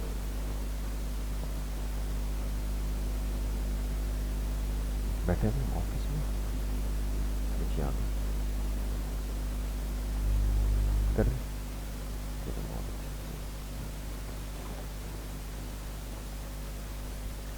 بات سمجھ گئے. تو ان کا دعویٰ تھا کہ ہم صاحبزادے ہیں اور جنت ہمیں میراث میں ملی ہے. اس کا جواب تو اللہ نے دے دیا تھا پیچھے. کہ وہ پیغمبر گزر گئے، ان کا اپنا مقام، تم ہو، تمہارے لیے اپنی حیثیت ہے۔ تو دوبارہ بطور تاکید کے جب ایک غلطی کو زیادہ ترویج دی جائے تو اس کو رد کرنے کے لیے محنت بھی تھوڑی زیادہ کرنی پڑے گی۔ فرمایا تلک امۃ قد خلت، یہ تو ایک طبقہ، ایک جماعت تھی جو گزر گئی، لہا ما کسبت ولکم ما کسبتم، ان کے لیے وہ ہے جو انہوں نے کمایا، تمہارے لیے وہ ہے جو تم کما رہے ہو، ولا تسألون عما كانوا يعملون، تم سے نہیں پوچھا جائے گا جو کچھ وہ کیا کرتے تھے۔ جی کس طرح ہے؟ جی ہاں، یہ بات ہوئی نا، پہلے ہو گئی نا۔ آج یہ کمزوریاں تو ہمارے اندر بھی ہیں، لیکن مسلمانوں کے وہ طبقات جو صراط مستقیم سے بھٹکے ہوئے ہیں، یہ باتیں ان کے اندر ہے۔ جیسے اہل بدعت ہیں، وہ یہ دعویٰ کرتے ہیں، روافض ہے تو وہ تو بہرحال جمہور کے مطابق نہیں ہے، مسلمان دائرہ اسلام سے خارج ہیں۔ تو یہ کمزوریاں اسی اعتبار سے چل رہی ہے۔ جو عقیدتاً مضبوط ہوگا وہ اس طرح کی کمزور باتیں نہیں کرے گا۔ بات سمجھ میں آ گئی؟ سیقول السفہاء من الناس، لکھے پیشن گوئی و رسالت پر شبہ، پیشن گوئی بھی ہے اور رسالت پر شبہ۔ کفار کی طرف سے یعنی یہود و نصارہ کی طرف سے ایک شبہ کیا گیا آپ علیہ السلام کی رسالت پر، اس کا بھی تذکرہ آ رہا ہے یہاں پہ، اور پیشن گوئی بھی۔ حاشیے پر لکھے کعبے کی فضیلت بیان ہوئی، اب اس مناسبت سے تحویل قبلہ کی بحث شروع ہو رہی ہے۔ کس کی بحث؟ تحویل قبلہ کی۔ دیکھیں دوستو، آپ حضرات نے پڑھا ہے کہ جب آپ علیہ السلام مکہ مکرمہ میں تھے تو کس رخ پہ نماز پڑھ رہے تھے؟ بیت اللہ کی طرف۔ مدینہ منورہ جب گئے تو اس وقت رخ کہاں منتقل ہوا؟ بیت المقدس کی طرف گیا۔ بخاری شریف میں روایت موجود ہے کہ 16 یا 17 مہینے بیت المقدس کو قبلہ بنایا گیا، لیکن آپ کی چاہت تھی، خواہش تھی کہ جو تمام انبیاء کا قبلہ تھا بیت اللہ، وہ مجھے بھی مل جائے۔ تو اللہ کی شان یہ کہ آپ ایک معاملے میں مدینہ منورہ کے قریب ایک جگہ تھی، بنو سلمہ قبیلہ تھا، آپ وہاں تشریف لے گئے۔ ظہر کی نماز کا وقت آیا، آپ نماز پڑھا رہے تھے، 2 رکعتیں پڑھی تھی اور بیچ میں وحی آ گئی کہ قبلے کو کیا کرے؟ تبدیل فرما دے۔ مدینہ منورہ میں اسی جگہ پر آج جو مسجد ہے اس کا نام ہی مسجد قبلتین ہے، اور بالکل آپ دیکھیں تو اس کی مخالف سمت میں اوپر وہ نشان بنا ہوا ہے ابھی بھی۔ تو مسجد کے اندر ہی قبلے کی تبدیلی کا حکم آیا، ظہر میں تبدیل ہو گئی، اور باقی مسجد نبوی اور عام مساجد میں عصر کی نماز سے پھر یہ سلسلہ شروع ہو گیا۔ تو قبلہ تو تبدیل ہو گیا، لیکن جو یہود اپنے دل میں خوش ہو رہے تھے نا کہ پیغمبر ہماری طرف آ رہا ہے، اس لیے کہ آپ علیہ السلام بیت المقدس کی طرف رخ کر کے، وہ کہتے تھے یہاں تک تو آ گیا، اب آگے اور آئے گا، فکر نہیں کرو۔ اللہ کی شان وہ قبلہ ہی تبدیل ہوا تو وہ اور زیادہ ان کو غصہ چڑھ گیا ان کو، تو کہنے لگے یہ کیا دین ہے، کبھی یہاں نماز پڑھتے ہیں اور کبھی وہاں نماز پڑھتے ہیں۔ تو یہ وہ ہے دوستو، تو قبلے کی تبدیلی کا حکم آنے سے پہلے ہی اللہ نے اس کی پیشن گوئی فرمائی کہ ایسا ہونے والا ہے، اور ایسا بھی ہوگا کہ کچھ بیوقوف لوگ پیدا ہوں گے اور کہیں گے کہ کیوں انہوں نے قبلہ تبدیل کی۔ سیقول السفہاء من الناس، سیقول عن قریب کہیں گے لوگوں میں سے جو بیوقوف لوگ ہیں۔ کون لوگ ہیں؟ بیوقوف طبقہ کہے گا ما ولاہم عن قبلتہم التی کانوا علیہا، کس چیز نے انہیں پھیر دیا ان کے اس قبلے سے جس کی طرف یہ رخ کر رہے تھے۔ قبلتہم کے نیچے لکھے بیت المقدس، اس لفظ کو دونوں طرح پڑھ سکتے ہیں، بیت المقدس بھی پڑھ سکتے ہیں جیسے عام لوگ پڑھتے ہیں، اور بیت المقدس بھی پڑھ سکتے ہیں، اس کو ظرف کے صیغے کے ساتھ۔ کس چیز نے ان کو پھیر دیا ان کے اس قبلے سے؟ کون سے قبلے سے؟ بیت المقدس سے، التی کانوا علیہا، جس کی طرف یہ رخ کر کے نماز پڑھ رہے تھے۔ قل للہ المشرق والمغرب، لکھے جواب حاکمانہ اجمالی علت کے ساتھ، جواب حاکمانہ اجمالی علت کے ساتھ۔ اللہ نے فرمایا تم کون ہوتے ہو پوچھنے والے، تمہاری کیا حیثیت ہے؟ قل، ان کو جواب دے دو کہ للہ المشرق والمغرب، اللہ ہی کے لیے مشرق بھی ہے، اللہ ہی کے لیے مغرب بھی ہے، سب اللہ نے بنائے ہیں، اللہ کی مرضی ہے، وہ جہاں کا حکم دے دے۔ یہدی من یشاء الی صراط مستقیم، وہ ہدایت دیتا ہے جسے چاہے سیدھے راہ کی، جسے چاہے سیدھے راستے کی ہدایت دے دے۔ وَكَذَلِكَ اس کے نیچے لکھیں مدح امت محمدیہ، مدح امت محمدیہ، آپ علیہ السلام کی امت کی تعریف ہو رہی ہے، سمجھ گئے؟ اب دیکھیں دوستو، یہود کے اس اعتراض کا اصل جواب تو آگے آئے گا کہ قبلہ کیوں تبدیل ہوا، تفصیلی جواب تو آگے آ رہا ہے، لیکن درمیان میں وَكَذَلِكَ جَعَلْنَاكُمْ کی جو آیت ہے، اس میں آپ علیہ الصلاۃ والسلام کی تسلی کے لیے، آپ کی تسلی کے لیے اللہ نے آپ کی امت کی تعریف فرمائی۔ بات سمجھ گئے؟ کسی کے بوجھ جب ہلکا کرنا ہوتا ہے نا، تو ایک دم انسان اس معاملے کے بارے میں حوصلہ نہیں دیتا، بیچ بیچ میں کچھ اور باتیں بھی اس کو خوش کرنے کے لیے کر رہا ہوتا ہے۔ تو اللہ پاک نے آپ کی امت کی تعریف فرمائی، کذالک کے نیچے لکھے لبیان الکمال، لبیان بعض دفعہ کسی کمال کو بیان کرنے کے لیے یہ انداز اختیار کیا جاتا ہے، بھئی جیسے وہ بڑے لوگ تھے اسی طرح آپ کو جو امت ملی ہے وہ بھی بہت بڑی۔ کذالک یہ کس کے لیے بیان ہے؟ اسی طرح جعلناکم امتا وسطا، ہم نے بنا دیا تمہیں ایسی امت جو معتدل ہے۔ جو کیا ہے؟ معتدل کس کو کہتے ہیں دوستو؟ جو افراط و تفریط سے پاک ہو۔ اب عیسائیوں میں افراط تھا، افراط کہتے ہیں ڈھیلے پن کو، اور یہود میں کیا تھا؟ تفریط، انتہائی تشدد، سختی، اور دونوں چیزیں نقصان دہ ہیں۔ آج کل ہمارے ہاں پڑھے لکھے لوگ کہتے ہیں ایکسٹریمسٹ، یہ اصطلاح استعمال ہوتی ہے کہ فلاں لوگ ایکسٹریمسٹ ہیں، یعنی انتہا پسند، انتہا پسندی کو کہتے ہیں۔ تو اصل ایکسٹریمسٹ تو یہود و نصارہ ہے دوستو، اس لیے کہ یہود سختی کے کنارے پہ کھڑے ہوئے تھے، اور انہوں نے کہا کہ نہیں عیسیٰ علیہ السلام نعوذ باللہ کچھ بھی نہیں ہے، نہ پیغمبر ہے نہ یہ، بلکہ نعوذ باللہ ان کے نسب پر بھی الزام لگایا کہ یہ بدکاری سے نعوذ باللہ پیدا ہو۔ اور عیسائی دوسری طرف تھے، تو وہ تو کل شیء سوا سوا، تو انہوں نے عیسیٰ علیہ السلام کو کہا کہ یہ تو اللہ پاک کے بیٹے ہیں، وہ اتنا آگے چلے گئے۔ بات سمجھ گئے؟ تو یہود کے مزاج کے اندر کیا ہے؟ تکبر ہے، اور دوسرے کی نفی ہے، بڑے مقامات کی نفی ہوگی۔ اور عیسائیوں کے مزاج کے اندر کیا ہے؟ جہالت ہے، اور ہر چیز کے سامنے سر جھکانا ہے۔ تو ہمارے علماء نے بڑی عجیب بات لکھی کہ موجودہ زمانے میں دونوں کا عکس آپ کو اپنے ماحول میں نظر آئے گا۔ روافض یہ یہود کا سلسلہ ہے، اہل بدعت یہ عیسائیت کا سلسلہ ہے۔ اس لیے دیکھیں روافض کے اندر صرف اپنی ذات ہے، وہ کہتے ہیں یہ اور یہ 5 اور یہ 14، بس ختم۔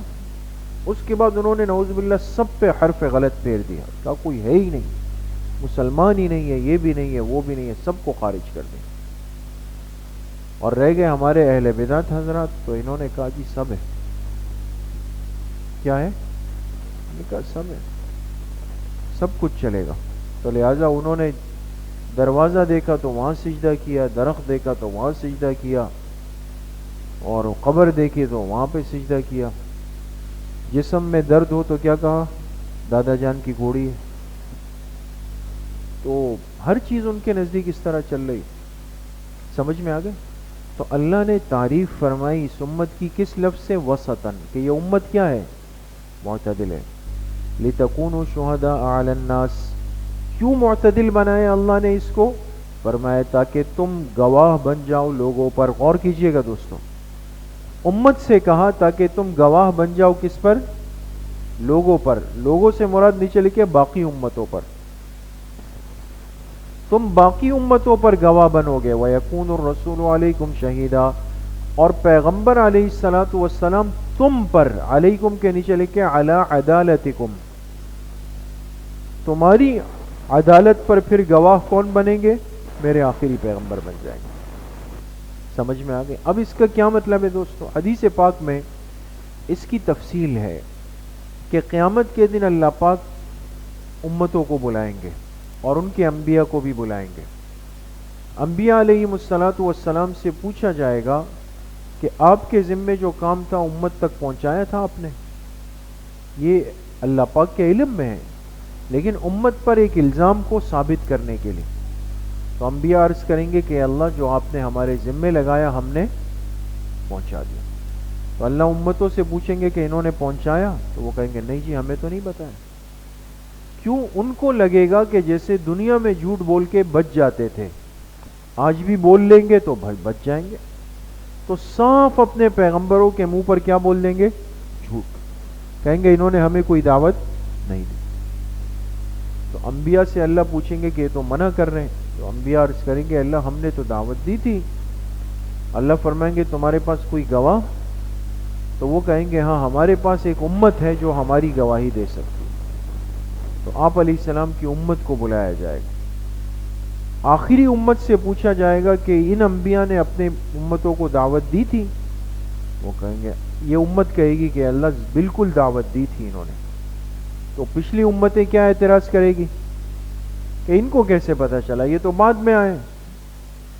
تو اللہ پوچھیں گے تمہیں کیسے پتا چلا؟ تو یہ امت کہے گی کہ اللہ آپ نے اپنے پیغمبر، آخری پیغمبر علیہ السلام پر جو کتاب اتاری وہ ہم نے پڑھی تھی، ہم نے اس پر ایمان رکھا، اور اس کتاب میں آپ نے فرمایا کہ ہر پیغمبر نے اپنی ذمہ داری دنیا میں پوری کی۔ تو یہ پیغمبر گواہ بن جائے گی دوستو کس پر؟ باقی ساری امتوں پر۔ اب جب یہ گواہی دیں گے آخری امت، تو اللہ پاک فرمائیں گے کہ تمہارے پاس کوئی گواہ ہے کہ تم نے واقعی آخری پیغمبر کی کتاب پڑھی ہے؟ کہ جی ہاں ہمارے پیغمبر گواہ ہے ہم پر۔ پھر آپ علیہ السلام تشریف لائیں گے اور آپ اپنی امت کے حق میں گواہی دے دیں گے۔ سمجھ گئے؟ یہ ہے وَمَا جَعَلْنَا الْقِبْلَةَ الَّتِي كُنْتَ عَلَيْهَا، لکھے جواب حاکمانہ تفصیلی علت کے ساتھ، اوپر تھا نا اجمالی علت کے ساتھ، اب ہے جواب حاکمانہ تفصیلی علت کے ساتھ۔ اللہ فرماتے ہیں اور ہم نے نہیں بنایا القبلۃ، اس قبلے کو، التی کنت علیہا، جس کی طرف آپ رخ کرتے تھے، جس کی طرف آپ رخ، القبلۃ کے نیچے چھوٹا سا لکھے موصوف، التی کنت کے نیچے لکھے صفت۔ سمجھ گئے دوستو؟ سمجھ گئے؟ اچھا، علیہا کے بعد محذوف نکالیں گے دوستو منسوختن، کیا نکالیں گے؟ منسوختن۔ سمجھ گئے دوستو؟ ٹھیک ہے، اب ترجمہ کیا بنے گا؟ اور ہم نے نہیں کیا اس قبلے کو، ہم نے نہیں کیا اس قبلے کو، التی کنت علیہا، جس پر آپ تھے۔ آپ کون سے قبلے پر تھے؟ بیت المقدس کی طرف۔ ہم نے نہیں کیا اس کو، کیا نہیں کیا؟ منسوختن، ہم نے اس کو منسوخ نہیں کیا، الا، مگر اس وجہ سے، اس مقصد سے، اس علت سے، لنعلم، کہ ہم کیا کریں؟ لفظی ترجمہ ہے کہ ہم جان لیں، لیکن محفوظ ترجمہ کیا ہے؟ ہم ظاہر کر دیں۔ اللہ کے علم میں تو پہلے سے، لیکن اس علم کو ظاہر کرنا مقصود ہوتا ہے، مگر یہ کہ ہم ظاہر کر دیں۔ من یتبع الرسول، کون پیغمبر کی اتباع کرتا ہے، ممن ینقلب علی عقبیہ، ان لوگوں کے مقابلے میں جو اپنی ایڑیوں پہ پلٹ کر چلے جاتے ہیں۔ یہ تو فرق ظاہر کرنے کا ایک طریقہ تھا ہمارے ہاں، بعض دفعہ یہ واضح کرنا ہوتا ہے کہ بھئی فرق ہو جائے، پتہ چل جائے کہ صحیح کون ہے غلط کون ہے۔ تو اللہ نے حکم دیا کہ وہ قبلہ منسوخ، دوبارہ اس قبلے پر آ جاؤ۔ اب دیکھیں کون اللہ کی مانتا ہے۔ تو جو اہل ایمان تھے انہوں نے کہا بالکل اللہ کا حکم ہے، اللہ یہاں کہہ رہے ہیں تو یہاں آ جائیں. اور جو یہود تھے ان وہ ضد میں تھے, انہوں نے کہا نہیں جی وہ کیوں منسوخ ہوا, تو لہٰذا انہوں نے مخالفت کی, ان کی محرومی دنیا پر ظاہر ہو گئی. وَإِن كَانَتْ لَكَبِيرَةً, ان کے نیچے لکھے مخففہ من المثقلہ, آپ نے پڑھا ہے ان مخففہ ان کے معنی میں ہوتا ہے. وَإِن كَانَتْ لَكَبِيرَةً, کانت کے نیچے لکھے تحویل قبلہ, کانت کی ضمیر کہاں جا رہی ہے؟ تحویل قبلے کی تبدیلی. اور لکبیرتن کے نیچے لکھے ثقیلتن, بے شک یہ قبلے کی تبدیلی کا حکم بڑا بھاری تھا, بڑا الا علی الذین ھدی اللہ, سوائے ان لوگوں کے جنہیں اللہ نے ہدایت دی. وما کان اللہ لیضیع ایمانکم, لکھے ازالہ شبہ, ازالہ شبہ یہ ہوتا تھا کہ چلے قبلہ تو تبدیل ہو گیا, اللہ کا حکم ہے, لیکن ذہن میں ایک اشکال آ رہا تھا. اور پھر یہود بھی شرارت کرتے تھے کہ اچھا یہ بتاؤ کہ جو 16-17 مہینے آپ لوگ بیت المقدس کی طرف نماز پڑھ رہے تھے, ہے نا, اور اس بیچ میں آپ لوگ کے بہت سارے ساتھی فوت بھی ہوئے, انتقال بھی کر گئے, تو ان کو تو یہ آخری والا قبلہ ملا ہی نہیں جس کو آپ کہہ رہے ہو کہ ضروری ہے, بیت اللہ. تو ان کا جو انتقال اس قبلے کی طرف رخ کرتے ہوئے ہوا, بتاؤ وہ جنت میں جائیں گے یا جہنم میں جائیں گے؟ بات سمجھ گئے؟ تو اللہ نے اس شبے کا ازالہ فرمایا.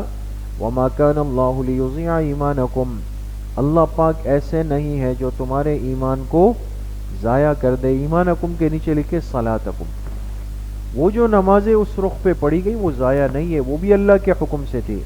ان اللہ بالناس لرؤوف الرحیم, بے شک اللہ لوگوں پہ مہربان رحم کرنے والے ہیں.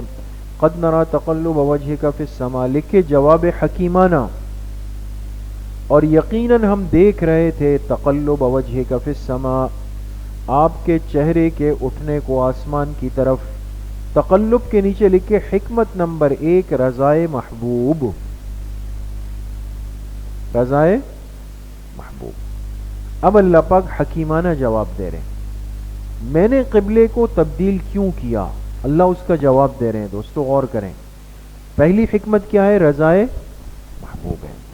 اللہ کو اپنے آخری پیغمبر سے بڑی محبت ہے, اور محبوب کی رضا انسان کو پسند ہوتی ہے. میرے محبوب کی رضا اس میں ہے کہ قبلہ تبدیل ہو جائے, تو اللہ نے فرمایا ہم آپ کے لیے تبدیل کر لیتے. سمجھ میں آ گئی؟ تو اللہ نے فرمایا قد نرا, ہم دیکھ رہے تھے کس چیز کو؟ آپ کے چہرے کے اٹھنے کو. آپ بار بار آسمان کی طرف دیکھ کر اللہ سے کسی حکم کا انتظار فرماتے, آپ کے چہرے کے اٹھنے کو آسمان کی طرف. فَلَنُوَلِّيَنَّكَ قِبْلَةً تَرْضَاهَا, لکھیں وعدہ خداوندی. اللہ نے فرمایا ہم ضرور بھی ضرور قبلے کو تبدیل کر دیں گے. ترضاہا, جہاں آپ راضی ہوں گے, جو آپ چاہتے ہیں ہم وہی قبلہ پھیر دیں گے. فَوَلِّ وَجْهَكَ, لکھے ایفا عہد, اب وہ وعدہ پورا کیا. فرمایا پھیر دیجئے اپنے رخ کو شطر المسجد الحرام, مسجد حرام کی طرف پھیر دیں. وحیث ما کنتم, لکھے قانون عام, یہ نہیں ہے کہ جو صرف بیت اللہ میں ہے وہ وہاں رخ کرے گا, نہیں. وحیث ما کنتم, قانون عام, تم جہاں بھی ہو اپنے رخ کو پھیر دو شطرہ بیت اللہ کی طرف. وَإِنَّ الَّذِينَ أُوتُوا الْكِتَابَ, لکھے عناد اہل کتاب, اہل کتاب کی ضد, اور بے شک جن لوگوں کو کتاب دی گئی لَيَعْلَمُونَ, جانتے ہیں. وہ کیا ہے؟ اس لیے کہ تورات میں صراحتاً لکھا ہوا تھا کہ آخری پیغمبر قبلہ تبدیل کریں گے, جانتے تو تھے. اس لیے استاد صاحب ترجمہ لکھواتے تھے لا یعلمون, لیکن جانتے ہیں مانتے نہیں. جانتے ہیں, جن کو کتاب دی گئی یعنی یہود, وہ جانتے ہیں کہ انہو, کہ بے شک وہ, ہو کے نیچے لکھے بیت اللہ کا قبلہ ہونا, بے شک بیت اللہ کا قبلہ ہونا برحق ہے ان کے رب کی طرف سے. وَمَا اللَّهُ بِغَافِلٍ عَمَّا يَعْمَلُونَ, اور اللہ بے خبر نہیں ہے ان کاموں سے جو یہ کرتے ہیں. وَلَئِنْ أَتَيْتَ الَّذِينَ أُوتُوا الْكِتَابَ, بکل آیت، اللہ پاک نے فرمایا اگر آپ دے دیں ان اہل کتاب کو ہر دلیل، ہر یعنی بعض دفعہ انسان کو لگتا ہے اگر میں کوئی مضبوط دلیل دوں تو شاید یہ سامنے والا مان جائے. اللہ پاک نے فرمایا اگر آپ ان اہل کتاب یہود کو دے دیں بکل آیت، ہر دلیل دے دیں، ما تبعوا قبلتک، انہوں نے آپ کے قبلے کی پیروی نہیں کرنی، وہ ضدی عنادی ہے. وہ کیا ہے؟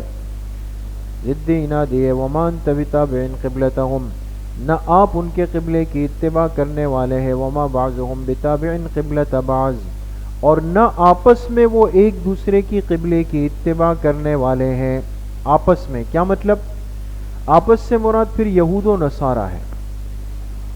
ایک بیت المقدس کی مغربی سمت ہے جہاں مسجد اقصی ہے، ایک مشرقی سمت ہے جس میں حضرت عیسیٰ علیہ السلام کی ولادت کی جگہ ہے بیت اللحم. یہود جب بیت المقدس کی طرف رخ کرتے ہیں تو مغربی سمت میں، اور عیسائی جب کرتے ہیں تو مشرقی سمت میں. تو اللہ نے فرمایا تو آپس میں بھی جڑے ہوئے نہیں ہیں، آپ کے قبلے کی طرف کیسے آئیں گے؟ وما بعضهم بتابع قبلۃ بعض، اور نہ آپس میں ایک دوسرے کے قبلے کی اتباع کر سکتے ہیں. وَلَئِنِ اتَّبَعْتَ أَهْوَاءَهُمْ، لکھے تنبیہ خاتم الانبیاء، تنبیہ خاتم اور حاشیے پر لکھے یہ تعلیق بالمحال ہے. یہ کیا ہے؟ تعلیق بال، کیوں؟ اس لیے کہ آپ علیہ السلام کا ظالم ہونا محال، تو ظلم کی اتباع بھی محال ہے. بات سمجھ گئے دوست؟ یہ تعلیق بالمحال سمجھانے کے لیے بعض دفعہ جیسے اردو میں کہتے ہیں نا بھائی آپ فرض کر لیں، چلے آپ فرض کر لیں کہ ہم دوسرے آسمان پہ ناشتہ کرنے جاتے ہیں، آپ فرض کر لیں، تو یہ تعلیق بالمحال ہے. فرمایا اگر آپ اتباع کر لیں ان کے خواہشات کی،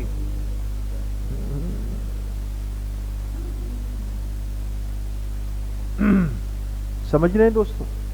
اگر بالفرض آپ ان کے خواہشات کی اتباع کر لیں، من بعد، اس کے بعد، ما جاءک من العلم، کہ آپ کے پاس علم آ چکا ہے، علم صحیح آ چکا ہے، پھر بھی آپ ان کے خواہشات کے پیچھے چلیں، انک اذا لمن الظالمین، بے شک اس وقت آپ ہوں گے ظلم کرنے والوں میں سے. کس میں سے ہوں گے؟ ظلم کرنے والوں میں سے ہوں گے.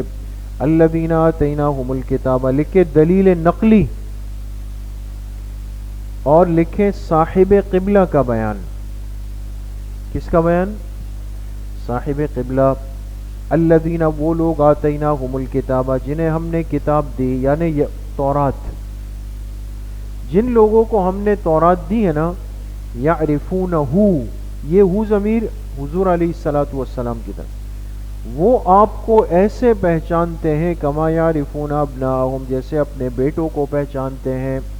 تورات میں آپ علیہ السلام کا پورا حلیہ مذکور تھا، یہاں تک کہ آپ کے بال، آپ کی آنکھیں، آپ کا جسم مبارک، ایک ایک چیز کی وضاحت تھی.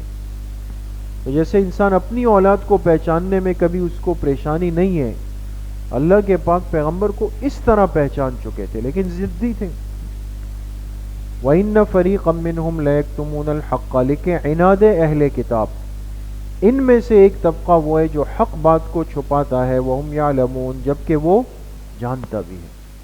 الحق من ربک، حق آپ کے رب کی طرف سے ہے. الحق کے نیچے لکھیں یعنی بیت اللہ کا قبلہ ہونا، بیت اللہ کا قبلہ ہونا برحق ہے آپ کے رب کی طرف سے. بیت اللہ کا قبلہ ہونا کیا ہے؟ برحق ہے آپ کے رب کی طرف سے. فلا تکونن من الممترین، لکھے خطاب عام،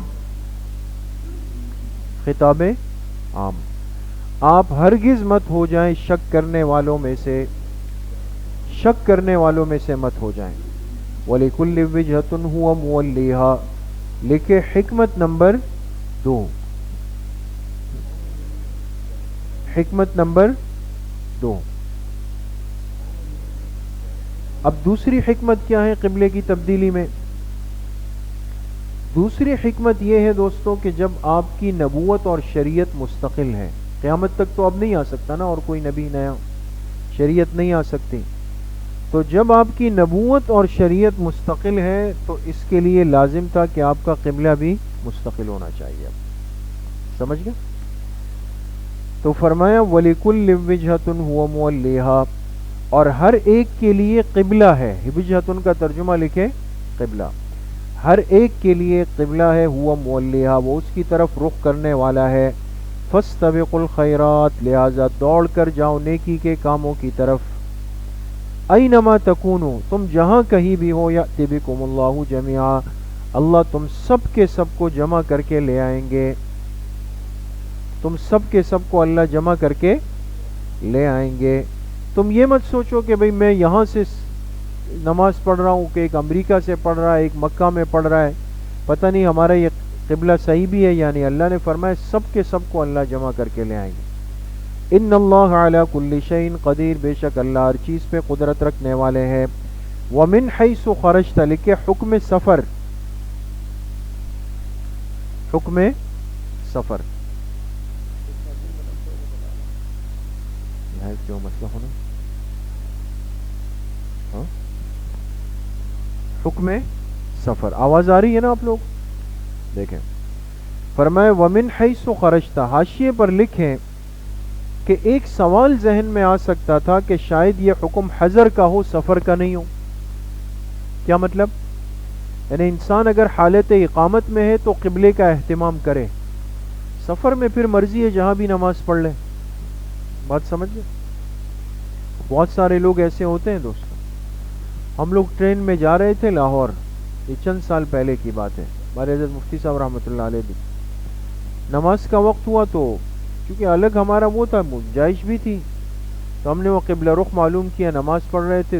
2 ساتھی اور بھی تھے ہمارے ساتھ. وہ ایک وضو کر کے آیا اور سیٹ پر ہی بیٹھ گیا جس طرف سیٹ کا رخ تھا. اور اب وہ تو ہم پر تھا لیکن مخاطب ہمیں نہیں کر رہا تھا. اپنے ساتھی سے کہنے لگا اپنی زبان میں، کہنے لگے سفر کے اندر ایسا کچھ بھی نہیں ہوتا، جس طرف رخ ہو اللہ پاک قبول کرتے ہیں. سیٹ پہ بیٹھ کے اس نے وہی نماز پڑھی. ٹھیک ہے. ومن حیث خرجت، اللہ نے فرمایا آپ جہاں بھی نکلیں یعنی سفر میں، فولی وجہک شطر المسجد الحرام، اپنا رخ مسجد حرام کی طرف پھیر دیجئے. وَإِنَّهُ لَلْحَقُّ مِن رَبِّكَ، اور یہ حکم عام، ہو ضمیر کے نیچے لکھے یہ حکم عام برحق ہے آپ کے رب کی طرف سے. انہو کی جو ہو ضمیر ہے اس کے نیچے کیا لکھا؟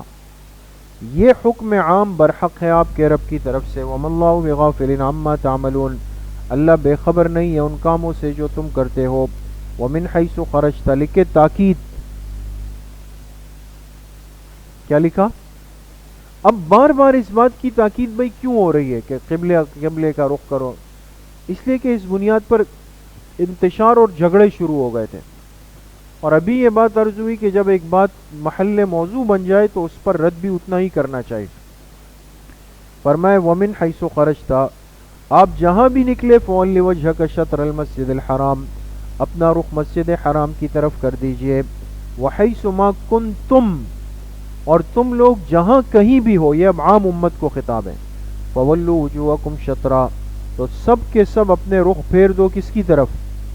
مسجد حرام کی طرف اپنے رخ پھیر دو. لِأَلَّا سے پہلے محذوف نکالیں گے دوستو.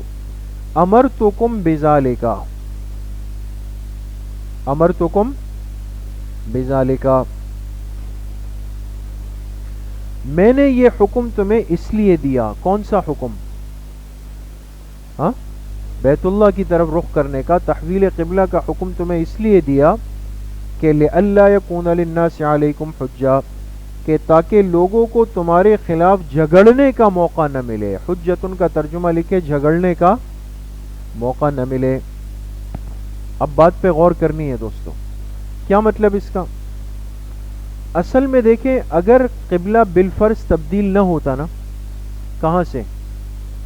بیت المقدس سے اگر نہیں ہوتا، جیسے یہ لوگ کہہ رہے ہیں کیوں ہوا،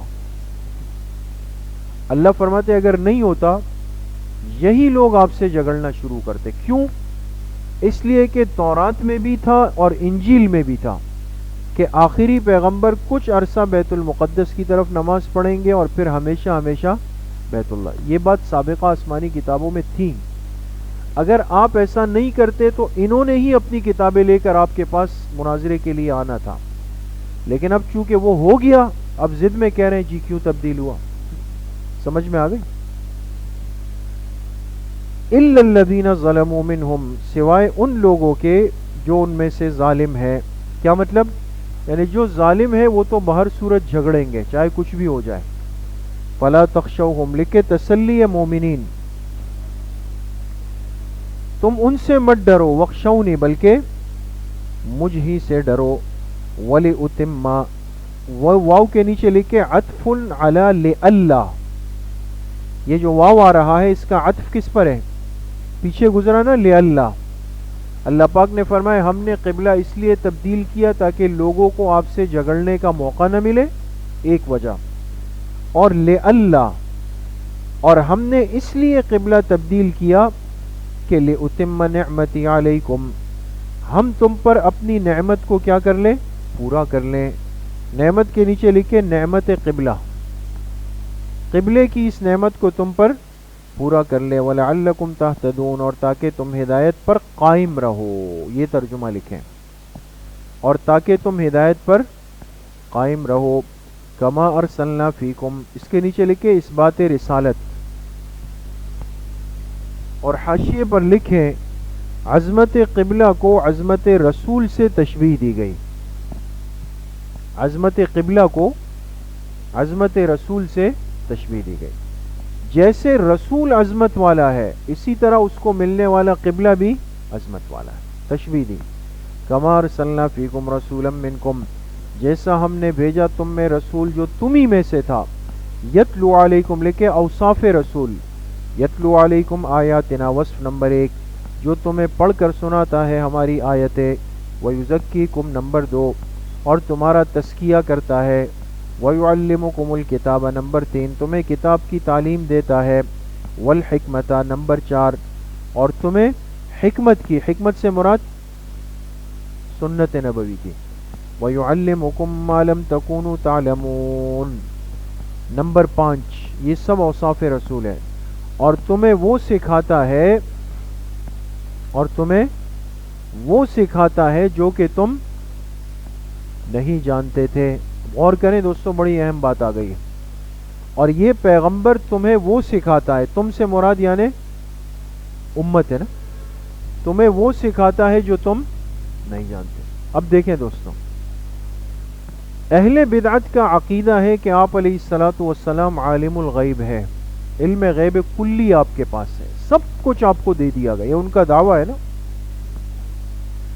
تو ان کے پاس جو بڑی دلیل ہے علم غیب کی وہ کیا ہے؟ قرآن میں ہے وَعَلَّمَكَ مَا لَمْ تَكُنْ تَعْلَمْ، ہے نا قرآن میں. اللہ نے آپ کو وہ کچھ سکھا دیا جو آپ نہیں جانتے تھے، سکھا دیا. تو کہتے ہیں اس سے پتہ چلا کہ اب آپ کے پاس علم غیب کلی آ چکا ہے. ہم کہتے ہیں اگر اس سے علم غیب ثابت ہوا تو اللہ نے اپنے پیغمبر علیہ السلام سے فرمایا وَيُعَلِّمُكُمْ مَا لَمْ تَكُونُوا تَعْلَمُونَ، آپ نے اپنی امت کو وہ سب سکھا دیا جو وہ نہیں جانتے تھے. تو مقصد یہ ہوا کہ پھر تو آپ علیہ السلام کے پاس بھی علم غیب اور پوری امت کے پاس بھی، وہ تو عام ہو گیا. اس میں پھر کیا خصوصیت رہی؟ سمجھ گئے؟ تو اس لیے عقل بہت بڑی نعمت ہے. فَاذْكُرُونِي أَذْكُرْكُمْ، لکھے تلقین ذکر و شکر، تلقین ذکر و شکر. اللہ جی جواب یہ ہے کہ جیسے علامہ کا ما لم تکن، تو وہ کہتے ہیں یہ ما عموم کے لیے ہے. اللہ نے جو کچھ تھا آپ کو سکھا دیا، ما کے اندر عموم ہے. تو ہم کہتے ہیں یہاں پر ہے وَيُعَلِّمُكُمْ مَا لَمْ تَكُونُوا تَعْلَمُونَ، کہ پیغمبر علیہ السلام نے اپنی امت کو وہ سب کچھ سکھا دیا جو وہ نہیں جانتے. تو جو علم غیب اگر آپ کے پاس تھا تو وہ تو امت کے پاس بھی سب کا سب آ گیا. تو عالم الغیب ہونے میں تو سب پھر برابر ہوگا. فَاذْكُرُونِي أَذْكُرْكُمْ، لکھیں تلقین ذکر و شکر، تم مجھے یاد کرو میں تو میں یاد کروں گا، وشکرو لی، اور میرا شکر ادا کرو، ولا تکفرون، اور میری ناشکری مت کرو. بس کر، بس کر دیں. پھر دوپہر میں آئیں گے، ظہر کے بعد آئیں گے، کیا خیال ہے؟ آج سے شروع کر لینا.